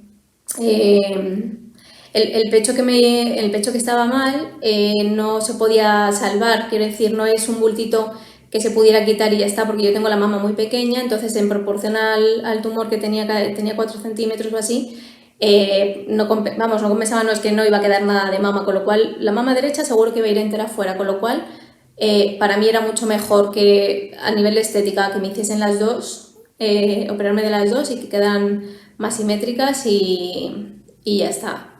Entonces, vale, pues entonces la doctora ya un día me preguntó si había tomado la decisión, le dije que sí, que para adelante. Y bueno, pues a todo esto, mientras terminé mi tratamiento de quimio, también he estado en un ensayo clínico, he participado en un ensayo clínico que me ofreció la doctora, que está basado en la inmunoterapia junto con la quimioterapia. Y bueno, pues una vez que terminé ese plan de tratamiento, que duró pues unos 5 meses y medio o así, me hicieron una resonancia mamaria y el resultado fue que tenía pinta, todavía no estaba seguro, de que había tenido respuesta completa al tratamiento y que se había eliminado todas las células malas. Entonces, bueno, pues el siguiente paso era ya la cirugía. La cirugía me la han hecho ahora el 11 de agosto de este año. Ha durado unas 3 horas, fue todo perfecto. Me hicieron también la prueba del ganglio centinela, me sacaron 3 ganglios para ver si estaban infectados también o no y dieron negativo, con lo cual según me despertaron de la cirugía y me dieron tan buenas noticias, fue un subidón que, vamos, un subidón y una sensación de por fin fuera ya todo, ya terminado, que estaba con una alegría que según subí a la habitación recién operada le hice una videollamada a mi madre que se quedó un poco como diciendo, ¿pero qué haces ahora con el teléfono? Deja el teléfono, y yo estaba con una energía que no parecía que me hubieran operado. Entonces, bueno, pues nada, luego contaros un poco, ¿no? Para la que le toque hacerse este tipo de cirugía, ha sido muchísimo menos de lo que yo me esperaba. Ha sido, la verdad es que muy, muy bien la recuperación. Estuve en el hospital 5 días, ¿vale? Pero también más por seguridad y por el tema de los drenajes, que es lo más incómodo, lo más engorroso, ¿no? El tema de llevar los drenajes para que en el caso de que os operen, si os tienen que operar y os operan con prótesis, me explicaron que al poner la prótesis y una malla biológica para sujetar la prótesis, al final son 2 cuerpos extraños que tu cuerpo puede rechazar o que al principio cuesta, ¿no?, que los acoja, digamos. Entonces pues va generando líquido y ese líquido tiene que ser expulsado del cuerpo, que el cuerpo es capaz de expulsarlo solo, pero cuando son grandes cantidades, sobre todo al principio, pues hay que drenarlas. Entonces, bueno, pues estuve varios días con los drenajes, que son los tubitos con la botellita esta que va cayendo ahí el líquido. Con uno de los drenajes estuve como una semana, 10 días, y con el otro sí que estuve ya pues casi 20 días, ¿vale? Pero me dijeron en todo momento que era muy importante dejarlos hasta que no saliese nada, porque si no luego el problema es que si te tienen que pinchar para sacarte ese líquido que tu cuerpo no es capaz de absorber, pueden pinchar la prótesis, entonces puede ser un riesgo. Y nada, pues a día de hoy ya ha pasado 1 mes y 2 semanas, más o menos, 1 mes y medio. Podéis verme, ¿no? Ya Después de la quimio ya tengo otra vez, me va saliendo mi pelo. Del pecho, bueno, pues tengo algunas molestias, ¿no? Como escozor, a veces me tira un poquito la cicatriz y demás, pero nada que no se pueda soportar, no tomo nada para el dolor. Casi que desde que salí del hospital no he tomado nada para el dolor. Y bueno, pues con cuidado, ¿no? De las recomendaciones que te dice el médico de no coger peso, de no hacer esfuerzo, sobre todo con los brazos, espalda y pectoral. Pero bueno, el resto, pues caminar, en casa las cosas que no requieran mucho esfuerzo las hago perfectamente. Y bueno, pues aprovechando que ya por finalizar, disculpad que os estoy dando aquí, os estoy contando mi vida entera, pero bueno, por si acaso es de utilidad algo de lo que he dicho para alguien, pues me alegro un montón. Lo último ya, pues contar un poco la actitud o la respuesta, la reacción que tuvo mi familia cuando se enteraron de que esto era por genética, ¿vale? Bueno, pues al final ha sido una tranquilidad para todos el saber que esto me venía de ahí, ¿vale? Yo la verdad es que por un lado me queda mucho más tranquila saber de dónde venía y por otro lado, bueno, pues en ningún momento ha sido una mala noticia para ellos, ¿no? Al revés, ha sido, oye, pues venga, vamos todos a hacernos la prueba, a ver de dónde puede venir y a tomar todas las medidas que haya que poner por delante y hacer todo lo que te proponga el médico, que son unos magníficos profesionales y la verdad es que a día de hoy es increíble todo lo que hay ya para curarse, ¿no? Y bueno, ya por rematar, ya me dieron la noticia de todo lo que habían analizado tras la operación. Me han dicho que efectivamente tuve respuesta completa al tratamiento que me pusieron. Estoy limpia de células tumorales y por lo que puedo decir en fin, que ya se ha curado el cáncer de mama. Así que nada, muchísimo ánimo a todos y a todas aquellas que estéis ahora pasando por esto. Y nada, deciros que pasa muy rápido al final y cuando os deis cuenta ya habréis terminado y seguramente que ya estéis curadas y podáis ya seguir con vuestra vida como antes. Un abrazo muy fuerte y muchas gracias por escucharme. Tu experiencia, que estoy segura que muchas personas que nos están escuchando pues se sienten representadas o bueno, tienen que pasar por ello, entonces ha sido muy gráfica en todo. Muchas gracias. Ahora doy paso a Victoria Ramos, que es otra paciente. Muchas gracias, Victoria, por querer estar aquí esta tarde con nosotros y escuchamos tu presentación. Hola, buenas tardes a todos. Antes de nada, bueno, agradecer primero a Katy y a la doctora Perelló de la unidad de cáncer hereditario el haberme invitado y, por supuesto, a Solti también, porque creo, bueno, ya ahora escuchando un poco a Sonia, la verdad es que había momentos en que se me ponían los pelos de punta, ¿no? Porque te sientes tan identificada y creo que pues escuchar a otras personas que han pasado por lo mismo que has pasado tú es importante, por lo menos para mí, ¿no? Creo que hasta que no pasas por esto, no creo que es difícil empatizar con una persona a la que en un momento dado de su vida le han dicho tienes un cáncer y para una mujer que le digan tienes cáncer de mama, pues creo que si has pasado por esto, inmediatamente conectas con esa persona y sabes todos los pensamientos que pueden llegar a pasar por tu cabeza, ¿no? Y bueno, y ahora escuchándola pues me hacía, bueno, pues la verdad es que me ha emocionado, me ha gustado mucho escucharla, pues esa energía, esa positividad, esa esperanza que ha transmitido y bueno, la verdad es que me ha gustado mucho, ¿no? Os cuento un poquito mi historia y cómo llegué a la unidad de cáncer hereditario. Yo, bueno, mi primera relación con el cáncer la tuve a raíz de mi familia, ¿no? De mis padres. El primero que mi familia cercana, me refiero a mi entorno más cercano, que eran mis padres, porque sí que es verdad que mis abuelos habían tenido, pero claro, cuando realmente te toca tan de cerca, el primero fue mi padre en el año 2003, que le detectaron un cáncer de colon y bueno, fue un cáncer bastante avanzado, donde tuvieron que hacer pues extirpar bastante colon, tuvieron que colocarle una bolsa, una colostomía y bueno, fue una situación bastante traumática. Mi padre por aquel entonces debía tener 50 y pico de años y bueno, pues como un mazazo importante. Esto fue en octubre del 2003 y lo primero que hicieron es darle tratamiento antes de llegar a la operación.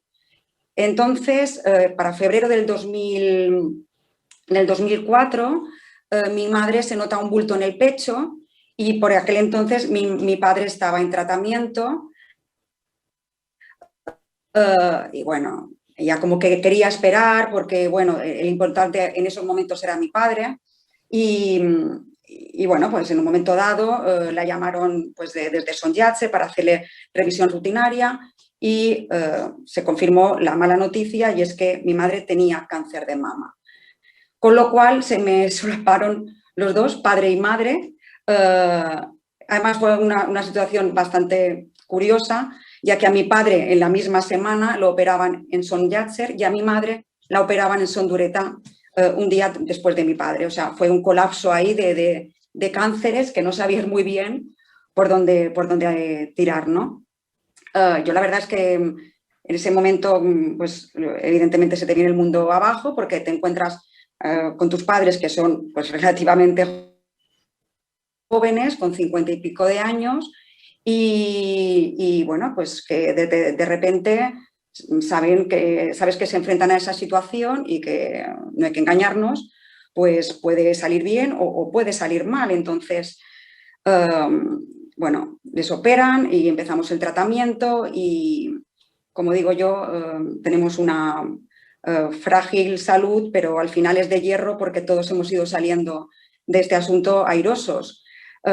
Mi madre la operaron y todo salió bien, mi padre también y bueno, tiramos para adelante unos años y la verdad es que a partir de ese momento tomas conciencia de que el cáncer está más cerca de ti de lo que tú te podías imaginar, porque siempre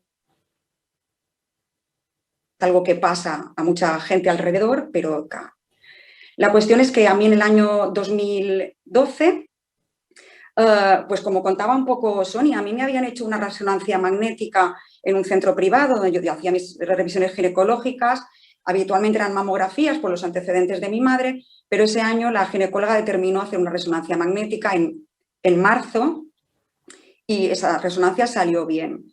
Lo que ocurre es que yo en mayo, pues mira, porque tuve un halo de luz que en ese momento, pues duchándome me noto un bultito en el pecho derecho y ahí pues surgen las alarmas, ¿no? Porque, bueno, bultito, lo que Sonia decía, ¿no? Que es verdad que habitualmente pues las personas que tenemos pechos densos estamos como muy acostumbradas a notarnos esos bultitos, pero aquel era especialmente definido, ¿no? Entonces fui a mi ginecóloga y me manda una ecografía. Él le dio mayor importancia, dijo que bueno, que había que seguramente programar una punción. En estos momentos pues ya te empieza a entrar como un poco de ansiedad y bueno, pues te empiezas a poner un poco nerviosa, ¿no? Sobre todo por los antecedentes que tienes. Yo tanta suerte que tenía una íntima amiga, tengo una íntima amiga que justamente en esos momentos estaba de patóloga en Son Yat-sen y me dijo, oye Victoria, vente para acá, más yo me tenía que ir de viaje al día siguiente, vente para acá y hacemos una punción y así te vas tranquila de viaje. Me acordaré, esto fue en junio ya, me acordaré de esas palabras para siempre porque ese viaje nunca lo llegué a hacer. En cuanto vi que me punzó y que en un momento dado miró al microscopio y tal, yo supe que tenía cáncer de mama, nada más verle la cara a ella. Dijo, ponte tranquila, vete, voy a analizarlo, voy a verlo, pero yo nada más verle supe que tenía cáncer de mama. Pues a partir de ahí es como que a mí me ha tocado a mí, o sea, esto le pasa a la gente, pero a mí no me puede pasar. O sea, esto es algo que yo soy una persona fuerte y esto no me puede pasar, no me puede estar pasando a mí. Te acechan todos los miedos del mundo, te sientes la persona con más mala suerte y bueno, pues de repente te notas la persona más vulnerable, te sientes vulnerable precisamente. yo creía que podía con todo y cuando se trata de ti, pues que ya no eres tú la que tienes que arrastrar a los demás y ahora te toca a ti ser fuerte y lidiar con esto, pues sí, era yo. Y a partir de ahí se abre un gran interrogante, que es el alcance de la enfermedad. Y eso sí que es un gran interrogante y un miedo enorme que de repente te asola, porque todos sabemos que el alcance de esta enfermedad puede ser poco y puede llegar a límites pues muy tristes, ¿no? Entonces, hasta que se pone en contexto todo, te ponen nombre y apellidos a lo que tienes, a tu enfermedad, y te dan un pronóstico claro y sabes que hay un tratamiento y que hay una respuesta, esos días, semanas, supongo que todas las personas que han pasado por esto me van a entender muy bien, esos meses y semanas son agónicos.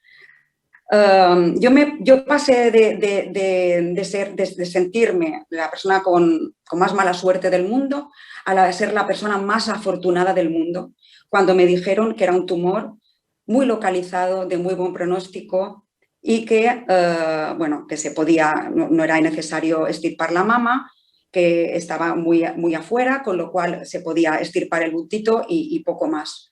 Entonces, a partir de ahí, pues me puse en manos de los profesionales, a los que estoy agradecidísima, y bueno, me extirparon el bultito, también el ganglio centinela dio negativo. Me ofrecieron en aquel momento, esto corría el año 2012, hacerme el mama print, que era como una especie de análisis de una parte del tumor, donde realmente se vería si era posible que este tumor, que alto grado de había o no, de que se reprodujera, y salió también que había muy pocas posibilidades. A partir de ahí decidieron no darme quimioterapia, sí radioterapia. Los meses de radioterapia, bueno, el mes que duró fue duro porque además yo tuve una reacción muy importante en la piel y tuve que estar en cama con el brazo hacia arriba, no me podía mover, con toda prácticamente la mama en carne viva, etcétera. Y bueno, y luego a partir de ahí pues empezó el tratamiento con tamoxifeno durante 5 años. Pero justo después de terminar la radioterapia es ahí cuando yo me planteo, ya estoy curada, ya ha terminado, ya estoy bien, y es cuando se abre el gran interrogante de ¿me puede volver a suceder esto?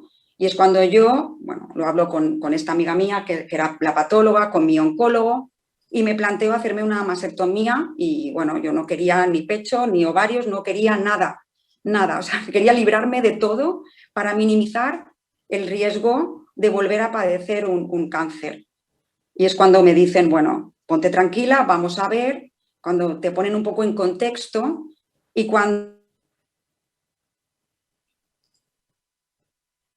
entonces decido dirigir pues qué riesgo corro si conservo las mamas o decido hacerme una mastectomía, y es cuando me proponen hacerme este estudio genético que, como decía Katy, en mi caso pues no hay evidencias de que haya una mutación de los genes que se conocen. Entonces, bueno, cuando vas a la consulta vas buscando respuestas y yo no las encontré. Y bueno, te quedas un poco con esa sensación de asumir que tienes esa espada de Damocles encima. Hoy he buscado justamente esta definición en la Real Academia Española y dice que lo define como amenaza persistente de un peligro. Y eso creo que es lo que me sucede a mí después de casi 10 años.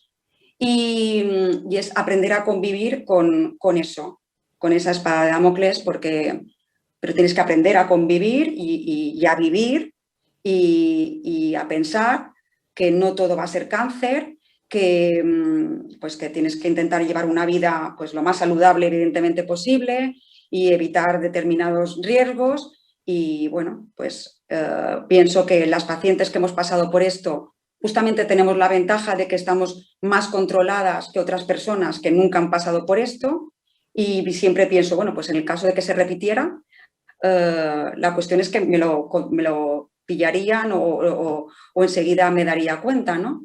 Y en cuanto a la consulta, pues la verdad es que lo que me explicaron tanto Katy como en aquel momento no estaba la doctora Perelló, pero luego, bueno, pues ha sido la verdad un placer encontrarla ahora en la última vez que fui y pues fueron muy claras y yo creo que a mí me quedó bastante clara la información, o sea, que hubiera preferido salir positivo para a lo mejor tener una información y lo que decía antes Sonia, la información es poder, o decía la doctora Perelló, pues sí, pues a lo mejor sí, porque conoces y lo que quieres es conocimientos, es información, es poder sobre ti misma. Que me ha gustado mucho lo que ha dicho al empezar la doctora Perelló, el empoderamiento de la paciente.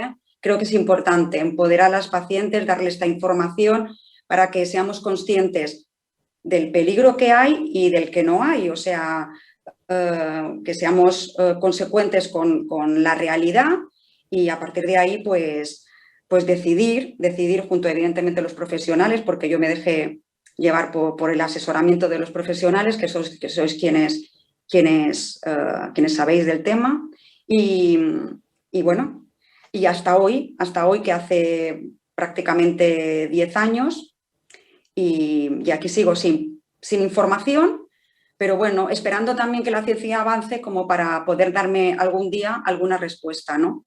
sobre el tema. Y bueno, no sé si Katy querías preguntarme algo más o... Sí, bueno, a mí me gustaría poner en contexto tu familia, lo que ha sido el paso de tu familia por nuestra consulta. Nosotros, el primer contacto que tuvimos contigo fue con tu familia en 2013, hacía poquito que te habían diagnosticado de tu cáncer. Recuerdo que tú viniste con tu prima materna, que ella también había sido diagnosticada de un cáncer, pero un cáncer que no se relaciona con los síndromes hereditarios. Entonces viniste las dos, hicimos el árbol familiar y en ese momento solo se estudiaban los genes BRCA1 y BRCA2, ¿vale? Eran los genes que estudiábamos, como vimos que había criterios de sospecha por tu cáncer de mama, por la historia familiar, el cáncer de mama de tu madre, pues decidimos hacerte el estudio genético y en ese momento nos salió un resultado no informativo, que tú no tenías ninguna condición que pudiese justificar bueno, la historia familiar y tu caso en particular. Entonces, en este caso, lo único que nos queda es poder hacer unas recomendaciones, de las que las hicimos, en cuanto a prevención para ti, para tu hermana, ¿vale? Para el resto de la familia, en cuanto a detección precoz, prevención de cáncer de mama, y luego también hicimos cáncer de colon, porque por tu rama paterna también había algo de cáncer de colon. Entonces volvimos a tener contacto en el 2016 para actualizar lo que eran las recomendaciones, habían pasado 3 años. Y después ya, otra vez, volvimos a tener contacto, que esto está muy bien en las familias porque hemos seguido como una evolución de lo que ha evolucionado esta materia, ¿no? Y ya en el 2020, pues vimos que te podíamos ofrecer, pues ir más allá, ampliar tu estudio genético, no solo aparte de mirar el BRCA1 y BRCA2, ya trabajar con un panel de genes, siempre avisando que seguimos encontrando pocas alteraciones genéticas, nos quedan también muchas familias con criterios que no podemos explicar, pero en este caso también encontramos, también lo que nos pasa muy frecuentemente, que fue una variante de significado desconocido, ¿no? Y es algo que igual crea un poco más de inquietud al saber que tienes una alteración que no está clasificada, era una variante en el gen ATM, que es un gen considerado de riesgo moderado, que para nosotros en principio al ser una variante no tiene valor, pero que tenemos también que estar pendientes de que la variante se pudiese reclasificar en algún momento. A mí me gustaría pues, plantearte o que nos contaras si las expectativas que tú has tenido en el momento que viniste o cuando posteriormente te hemos vuelto a valorar, cuando nos has llamado, si las expectativas que tú tenías al encontrar lo que ha sido la realidad, pues bueno, se han visto un poco desmontadas o cómo lo has vivido en este aspecto. Bueno, yo expectativas como desde el principio cuando fui la primera vez, luego por cierto me he olvidado de decir que en el 2013 mi madre luego tuvo un cáncer gástrico también, lo digo porque siguió la historia, ¿no? Esperemos que haya parado aquí. Bueno, pues lo que te decía, fuisteis muy claras y me explicasteis con mucho lujo de detalles para una persona que no es de ámbito sanitario, pues las posibilidades que había o no de encontrar y qué significaba encontrar y qué significaba no encontrar. Con lo cual las expectativas, quiero decir, se cumplieron. No. Sí que es verdad que tú al principio buscas respuestas, buscas que alguien te diga no te va a volver a suceder esto. Y esa respuesta no te la va a dar nadie, nunca te la van a dar. Entonces yo recuerdo cuando entré a la consulta, que no estaba la doctora Perelló, ahora no recuerdo qué otra doctora había, contigo, Katy, cuando fue en el 2013 y me disteis el resultado negativo, pues yo recuerdo que además iba con una amiga y dijo, qué buena noticia, cuando me dijisteis que no. Y la doctora contestó, bueno, no es buena noticia tampoco. Entonces yo me quedé pensativa y pensé, bueno, en realidad no es buena noticia, o sea, es que sigo sin saber. Entonces, sigo sin saber, las expectativas eran las que entraba dentro de una posibilidad muy amplia el no saber, y lo que tienes que asumir, o lo que tiene que asumir, creo yo, un paciente oncológico, es que nadie te va a asegurar que no vuelva a suceder. Es esa respuesta que quieres que algún día alguien se plantee y te diga nunca más te va a suceder esto nadie te lo va a decir. Ni se lo va a decir, me imagino, a una persona que jamás ha padecido la enfermedad. Estamos todos en el saco y te toca cuando te toca, y en este caso no hay explicación para cuando te toca. Entonces sigo sin saber si me volverá a suceder y sigo sin saber la explicación, o no tengo explicación para lo que me pasó o le pasó a mi familia. Quiero decir, las expectativas, no, yo tampoco me había hecho más expectativa de la consulta de la que ha sido, pero sí que también reconozco que hacéis una labor muy, muy importante, y que si podéis dar respuesta a todas esas personas donde podéis detectar esa alteración y dar una respuesta para prevenir, pues eso es fantástico, eso es salvar vidas, y al final es algo que pues a lo que tendría que dedicarse mucho más recursos y apostar al 100% por eso, ¿no? En mi caso no ha podido ser, pero bueno, yo no dejo de perder la esperanza, quiero decir, al final todo esto va avanzando, como decía el doctor, pues al final cada día es un pasito más y nunca se sabe. Pero expectativas, yo creo que fuisteis claras y nunca me planteasteis nada como para tener una expectativa fuera de lo que fue, ¿no? O sea, de la realidad. Muchas gracias, Victoria, por tu clara exposición, y precisamente para intentar dar respuestas, que todavía nos faltan muchas, tenemos a nuestros compañeros de Solti. Os presento a Fernando Salvador, que es miembro del Departamento Científico de Solti, que ahora nos va a hacer una breve explicación de lo que estamos haciendo, lo que están haciendo desde Solti. Y luego también vamos a ver a Ana Casas, que es oncóloga médica del Hospital Virgen del Rocío de Sevilla, y que bueno, tiene un proyecto muy bonito de la que es investigadora principal, que estoy segura, Victoria, que te va a encantar el proyecto que nos va a contar Ana. Hola a todos y todas, mi nombre es Fernando Salvador y soy manager científico en Solti. Durante los próximos minutos os trataré de explicar de una manera concisa qué es Solti, quiénes los componen, a qué nos dedicamos y cuál es el objetivo del grupo. Solti es un grupo académico con más de 25 años de trayectoria, dedicado a promover y llevar a cabo la investigación clínica en cáncer, mayoritariamente cáncer de mama, pero no exclusivamente este tipo de tumor, dado que recientemente hemos comenzado algún estudio clínico en pacientes con otros tipos de tumores. Solti está formado por más de 400 socios especialistas de diferentes disciplinas, es decir, no solamente oncólogos, sino también radiólogos, especialistas en anatomía patológica, investigadores dedicados más a los procesos de laboratorio. Todos estos socios investigadores se encuentran distribuidos en más de 100 hospitales que componen nuestra red, mayoritariamente en España, pero también trabajamos con centros en Portugal, Francia o Italia. ¿Qué es lo que hacemos en Solti? ¿Cuál es nuestra misión? Pues nuestra misión es promover una investigación innovadora de calidad para poder mejorar el pronóstico de las pacientes de cáncer de mama, pero también, como he dicho antes, pacientes en otro tipo de tumores. ¿Cuál es nuestra perspectiva de futuro? ¿Cuál es nuestra visión?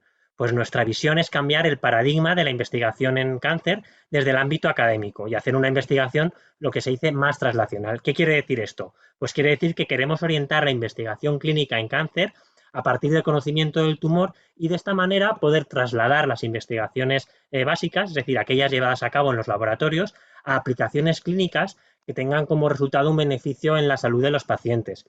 Y de esta manera, pues tratamos de buscar las explicaciones de por qué hay cosas que funcionan en unos grupos de pacientes, pero que sin embargo sí que funcionan en otros, ¿no? En cuanto a la organización, tenemos una junta directiva compuesta por 9 oncólogos médicos distribuidos en 5 centros españoles, siendo nuestro presidente el doctor Aleix Prat y del Hospital Clínic de Barcelona y nuestra vicepresidenta la doctora Eva Ciruelos del Hospital 12 de Octubre. Básicamente lo que hace Solti es llevar a cabo de manera íntegra ensayos o estudios clínicos, es decir, de principio a fin. Por ello, Solti participa en todas las etapas de desarrollo de los ensayos, ¿no? En primer lugar, pues generando nuevas ideas de ensayos clínicos que tienen su origen en investigadores asociados a Solti. O sea, estas nuevas ideas tienen que plasmarse luego en un diseño concreto de este ensayo que finalmente acaba desarrollándose en un protocolo de ensayo clínico, donde viene recogida pues toda esta información necesaria para los investigadores que participan en el estudio desde nuestra red de hospitales. Esta información en el protocolo pues incluiría la definición de cuáles son los objetivos del ensayo, cuáles son las pacientes que son candidatas a participar en el ensayo, el tipo de tumor, características moleculares particulares, si se permiten pacientes pre o posmenopáusicas, y además también se recoge la información de todos los procedimientos del ensayo, incluyendo el manejo de la medicación, los posibles efectos adversos, visitas y pruebas médicas de la paciente en cada punto del ensayo, seguimiento clínico del paciente, etcétera. En segundo lugar, ya entraría el proceso, ¿no?, de puesta en marcha, que implica procesos como la selección de qué hospitales van a participar en el estudio o también toda la parte administrativa que implica el envío de gran cantidad de documentación a la Agencia Española del Medicamento y Productos Sanitarios, así como además también a los comités de ética de los hospitales, para poder así recibir su aprobación y poder comenzar el ensayo. Sin la aprobación de las autoridades sanitarias, pues no sería posible, ¿no?, empezar un ensayo clínico. En tercer lugar, pues una vez se puede comenzar el ensayo clínico, Solti se encarga de llevar a cabo la gestión del mismo a diversos niveles, dando apoyo a los investigadores y centros participantes, monitorizando los datos del estudio para confirmar que se están siguiendo los procedimientos establecidos. También gestionamos todo aquello relacionado con las muestras biológicas, principalmente muestras de sangre y biopsias tumorales, que nos permiten en ocasiones seleccionar qué pacientes son candidatos a los ensayos, pero también llevar a cabo análisis en el futuro para investigaciones relacionadas con cáncer. Y ya por último, una vez el estudio ha finalizado, desde Solti también se lleva a cabo todo el proceso de comunicación científica, que implicaría la publicación de los resultados obtenidos en los ensayos clínicos, para que puedan ser conocidos, ¿no?, pues por toda la comunidad científica y médica. Y de esta manera, pues poder así seguir desarrollando las ideas para poder enlazar con el siguiente ensayo para llevar a cabo pues una investigación lo que sería más avanzada, con el objetivo siempre en última instancia de cambiar la práctica clínica para poder mejorar el pronóstico de las pacientes. En Solti se llevan 3 tipos de estudios, ¿no?, que han dado lugar a 3 programas distintos. En primer lugar, el programa de biomarcadores. En este tipo de estudios, pues más que llevar a cabo estudios con un fármaco en concreto, lo que hacemos es tratar de buscar explicaciones de por qué hay un grupo de pacientes que se están beneficiando de un tratamiento y otros no. Por eso decimos que estas investigaciones no son intervencionistas, al no interferir con el tratamiento habitual de los pacientes. Para estos estudios, pues es muy importante tener la información que nos pueden dar las muestras biológicas, principalmente las biopsias tumorales. Y el objetivo es buscar lo que llamamos un biomarcador, ¿no?, que permita a los oncólogos seleccionar mejor qué pacientes se pueden beneficiar de un fármaco en particular y qué pacientes necesitarían más probablemente un tratamiento alternativo. Luego tenemos lo que se llaman los ensayos clínicos habituales, ¿no?, el Clinical Trial Program.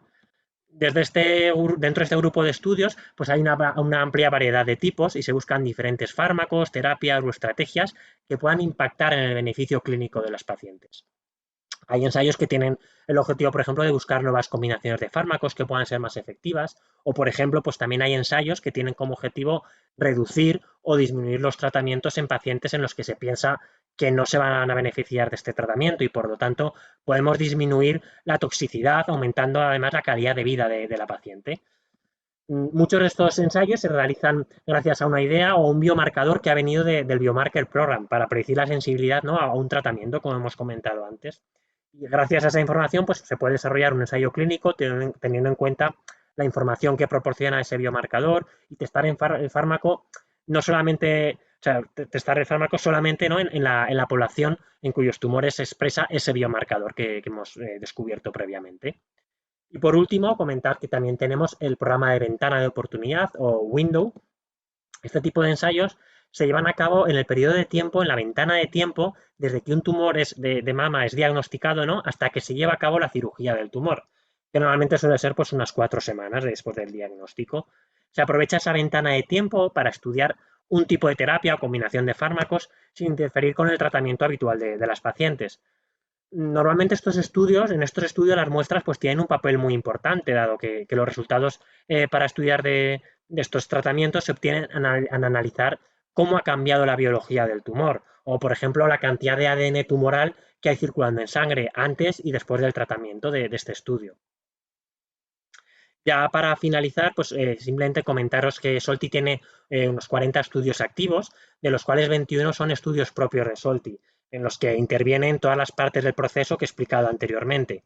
Y además participamos en otros estudios a través de diversas colaboraciones, estudios, ¿no?, que son iniciados por otros grupos y otros promotores y nosotros pues actuamos como colaborador en ese sentido. Y creo que esto es todo lo que os quería contar. Muchas gracias a todos y todas y espero que este resumen, ¿no?, pues os haya ayudado un poco a comprender mejor cuál es el papel de Solti y cuál es el objetivo del grupo. Muchas gracias. Muchas gracias, Fernando, por tu presentación. Creo que ha sido muy clara. Y ahora, sin perder más tiempo, vamos a escuchar a Ana Casas, que ya os he presentado, oncóloga y, bueno, miembro muy activo de Solti y fundadora de este proyecto tan bonito. Ana, cuando quieras. Muchas gracias, Antonia. Es un placer estar hoy con vosotros de nuevo presentando este proyecto como coinvestigadora principal junto con el doctor Alex Prat.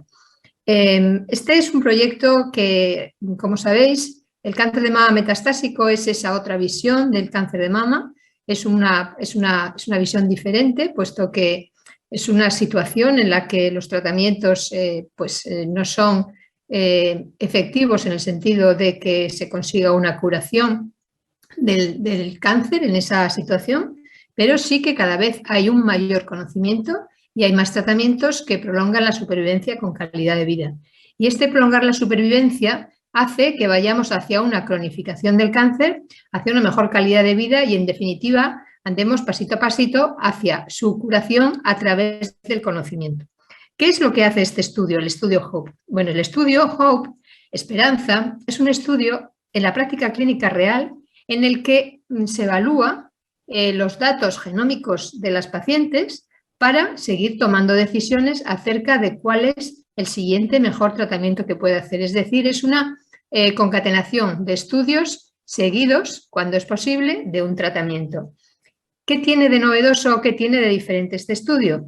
Bueno, pues que permite ejercer la voluntad de las pacientes porque deciden su inclusión en el estudio, les proporciona un conocimiento por el hecho de tener que profundizar en sus datos y en su historia clínica, puesto que hay que ofrecer datos para valorar mejor ese análisis, permite interactuar con el oncólogo, con lo cual al mismo tiempo aumenta el conocimiento y aumenta la comunicación con el oncólogo y les pone una situación muy buena, puesto que se realiza la secuenciación del tumor en dos formas. Una a través del análisis en una biopsia del tumor, una biopsia sólida, es decir, bien del tumor primario o bien de la metástasis. Se prefiere que sea en la metástasis y cuanto más reciente mejor, porque se conocerán mejor las alteraciones que han llevado a la paciente a ese estado, y un análisis de secuenciación también genómica en sangre periférica, tan sencillo como hacer un análisis de sangre.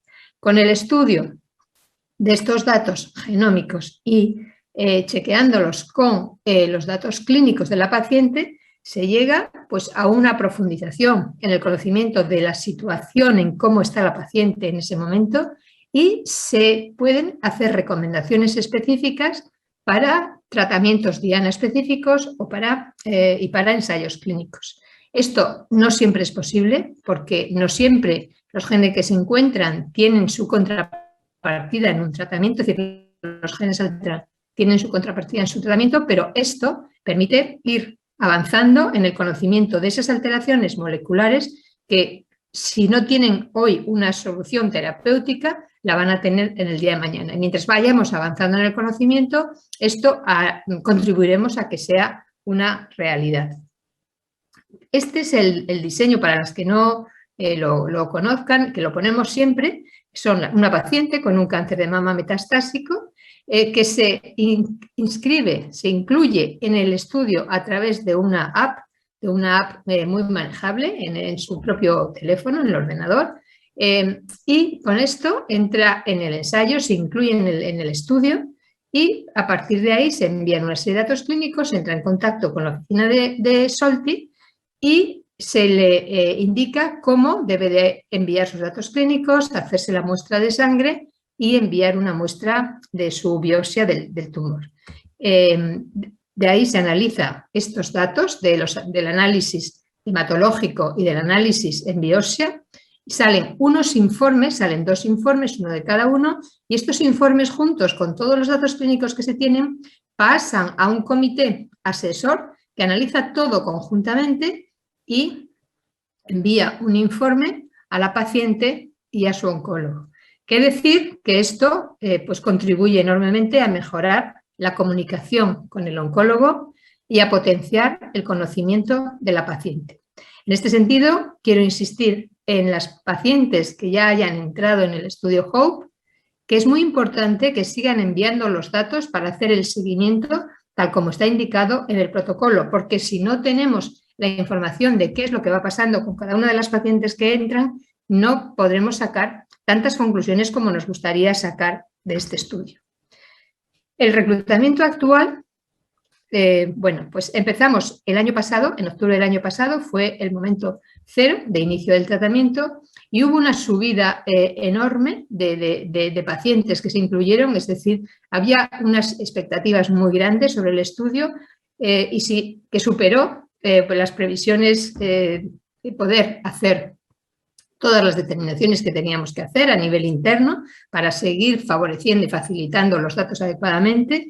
Hicimos una parada técnica para poder analizar, parar, reflexionar, ver y sobre todo dar salida a este cúmulo de datos que teníamos. Es decir, que se incluyeron en un mes o en un mes y medio, se incluyeron las pacientes que estaban previstas incluir en 2 años. O sea, es que imaginaos pues, que fue un acúmulo de trabajo tremendo que poco a poco vamos liberando.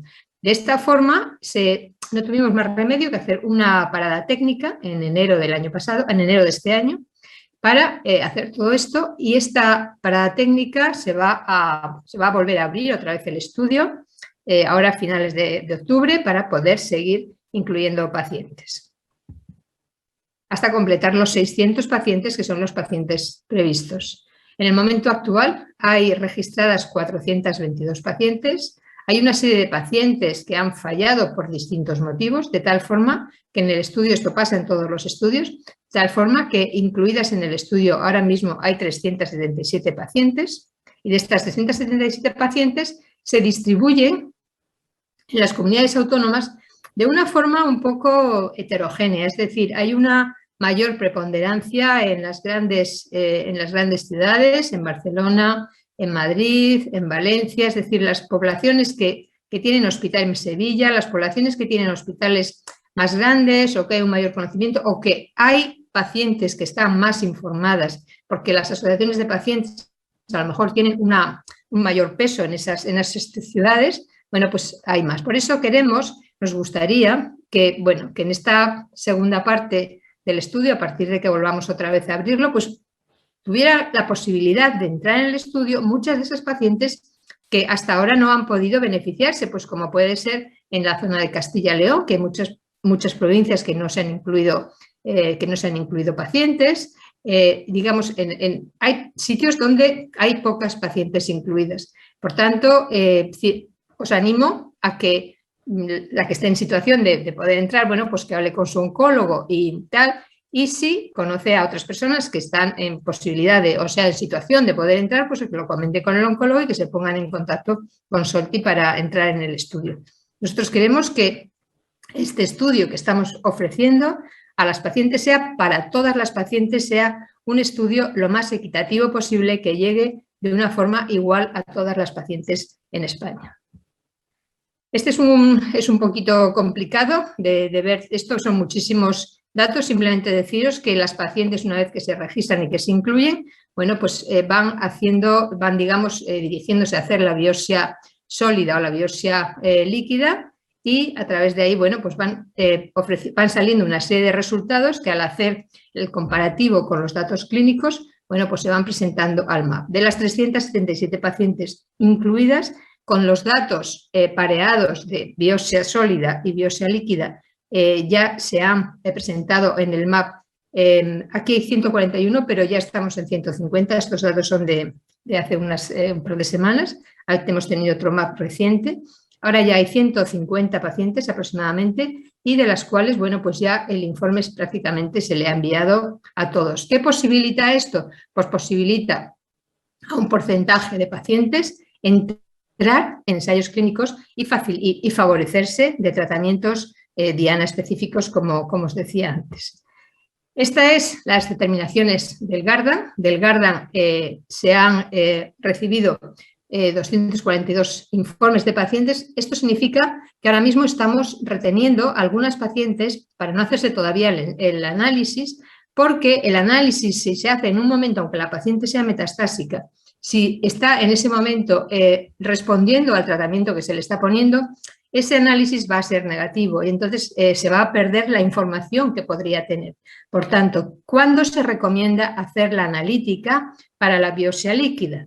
Pues se recomienda hacerlo cuando el tumor está activo, es decir, cuando el tumor está en progresión, cuando ese tumor ha fracasado al tratamiento que se le está poniendo, y si a la paciente se le ofrece de inmediato cambiar a otro tratamiento y no se puede esperar para hacerse esto, se recomienda que al menos hayan pasado 2 semanas o 3 semanas después del último tratamiento de quimioterapia por vía endovenosa. Es decir, el momento idóneo sería hacerse esta analítica la víspera o los 2 días o los 2 días antes del siguiente tratamiento que le toque, porque esa es la forma de que sea eficaz el tratamiento. Fijaros que aquí, al principio, en los meses de octubre, noviembre, diciembre, bueno, pues el porcentaje de DNA, de ADN, que es lo que estudiamos en la sangre, que es donde estudiamos las alteraciones de esas células desprendidas del tumor que muestran las alteraciones moleculares, pues aquí era muy alto. Sin embargo, a partir de ser muy exhaustivos en estas recomendaciones, bueno, pues ya, digamos, la efectividad de lo que se está haciendo es mucho mayor,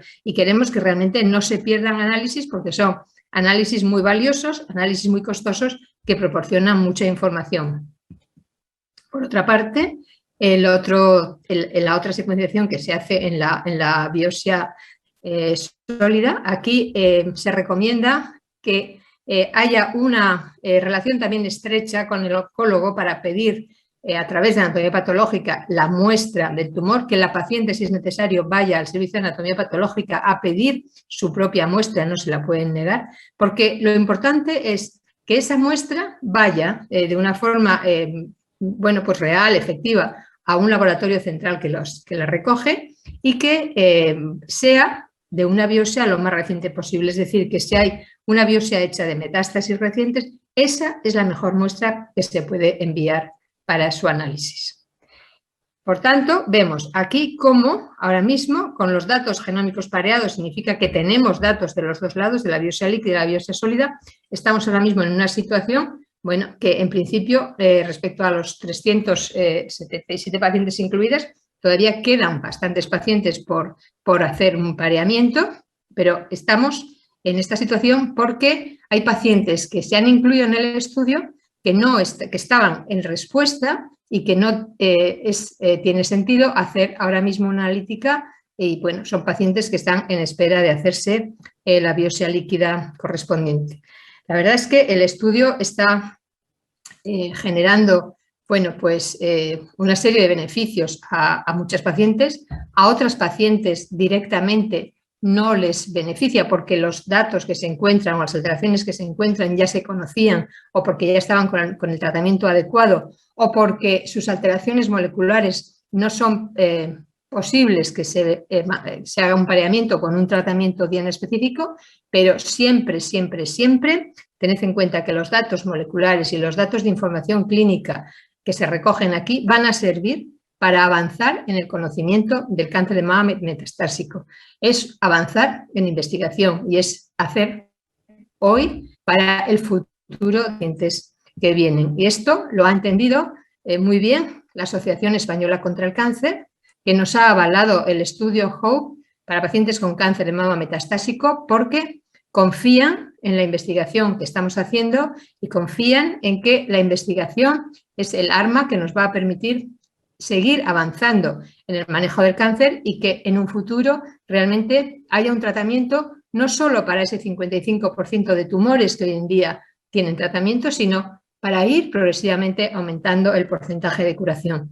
Y en el caso del cáncer de mama metastásico, esto es importantísimo porque hoy por hoy es un cáncer que todavía no tiene cura. Tenemos que seguir avanzando en el conocimiento a nivel molecular de las alteraciones que llevan a tratamientos específicos que además, pues bueno, tienen menos efectos secundarios.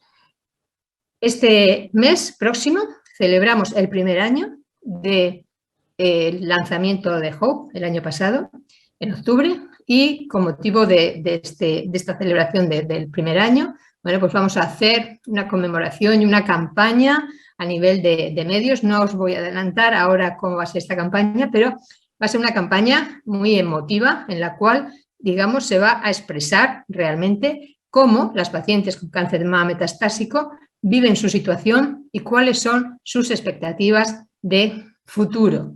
Y esto es lo que nos impulsa a nosotros a seguir avanzando y a seguir apostando por este proyecto HOPE. Y esto es todo. Muchas gracias. Si queréis hacer alguna pregunta, pues estoy a vuestra disposición.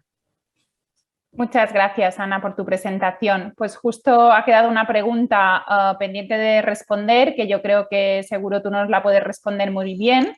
Y bueno, es una chica afectada de cáncer de mama metastásico, que además tiene varios antecedentes familiares, no de cáncer de mama, pero sí diferentes tipos de cánceres. Y pregunta si pensamos que ella sí que debería hacerse un estudio genético. ¿Qué opinas, Ana? ¿Crees que sería candidata para hacer un estudio somático directamente o iríamos primero a un estudio germinal? Si ella tiene un cáncer de mama metastásico y no se ha hecho ningún tipo de estudio de secuenciación, está indicado hacer un estudio de secuenciación tumoral, genómica, en las células de su tumor. Si aparecieran determinadas mutaciones ahí que indicaran, o bien que aparecieran unas mutaciones que podían tener su similitud en un cáncer hereditario, entonces se le diría para que se hiciera un test en germinal. Pero también es posible que aparezcan algunas mutaciones en otro tipo de genes que hagan sospechar que esa paciente podría tener un cáncer hereditario, y también esto es algo que estamos viendo en los resultados en este estudio. Por tanto, mi recomendación es que sí, que entre en el HOPE, que se ponga en contacto con Solti para entrar en el HOPE. Muchas gracias, Ana. Y de hecho, pues yo creo eso, ¿no? Que al final todas las pacientes metastásicas que tenemos diana terapéutica es imprescindible que tengan esta información, ¿no? Es parte de su abanico terapéutico y tenemos que ir hacia allí para que todo el mundo pueda llegar, porque como has mostrado en la gráfica de España, pues hay mucha diferencia y esto es una pena, que no todo el mundo tenga acceso a los mismos tratamientos y al final a los mismos avances de la ciencia, ¿no? Sí, es una cuestión de conocimiento, por eso es muy importante la difusión y que lo comentéis con amigas o con pacientes o con conocidas que tengáis también en otras ciudades. Porque queremos que es para todo el mundo, pero hay una diferencia en el conocimiento entre unas poblaciones y otras y esto es lo que queremos potenciar.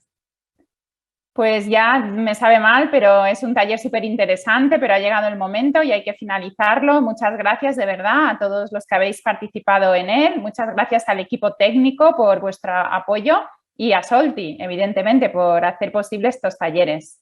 Hay más talleres pendientes, los podéis ver en la página de Solti y os animamos a inscribiros en ellos. Muchas gracias y buenas tardes.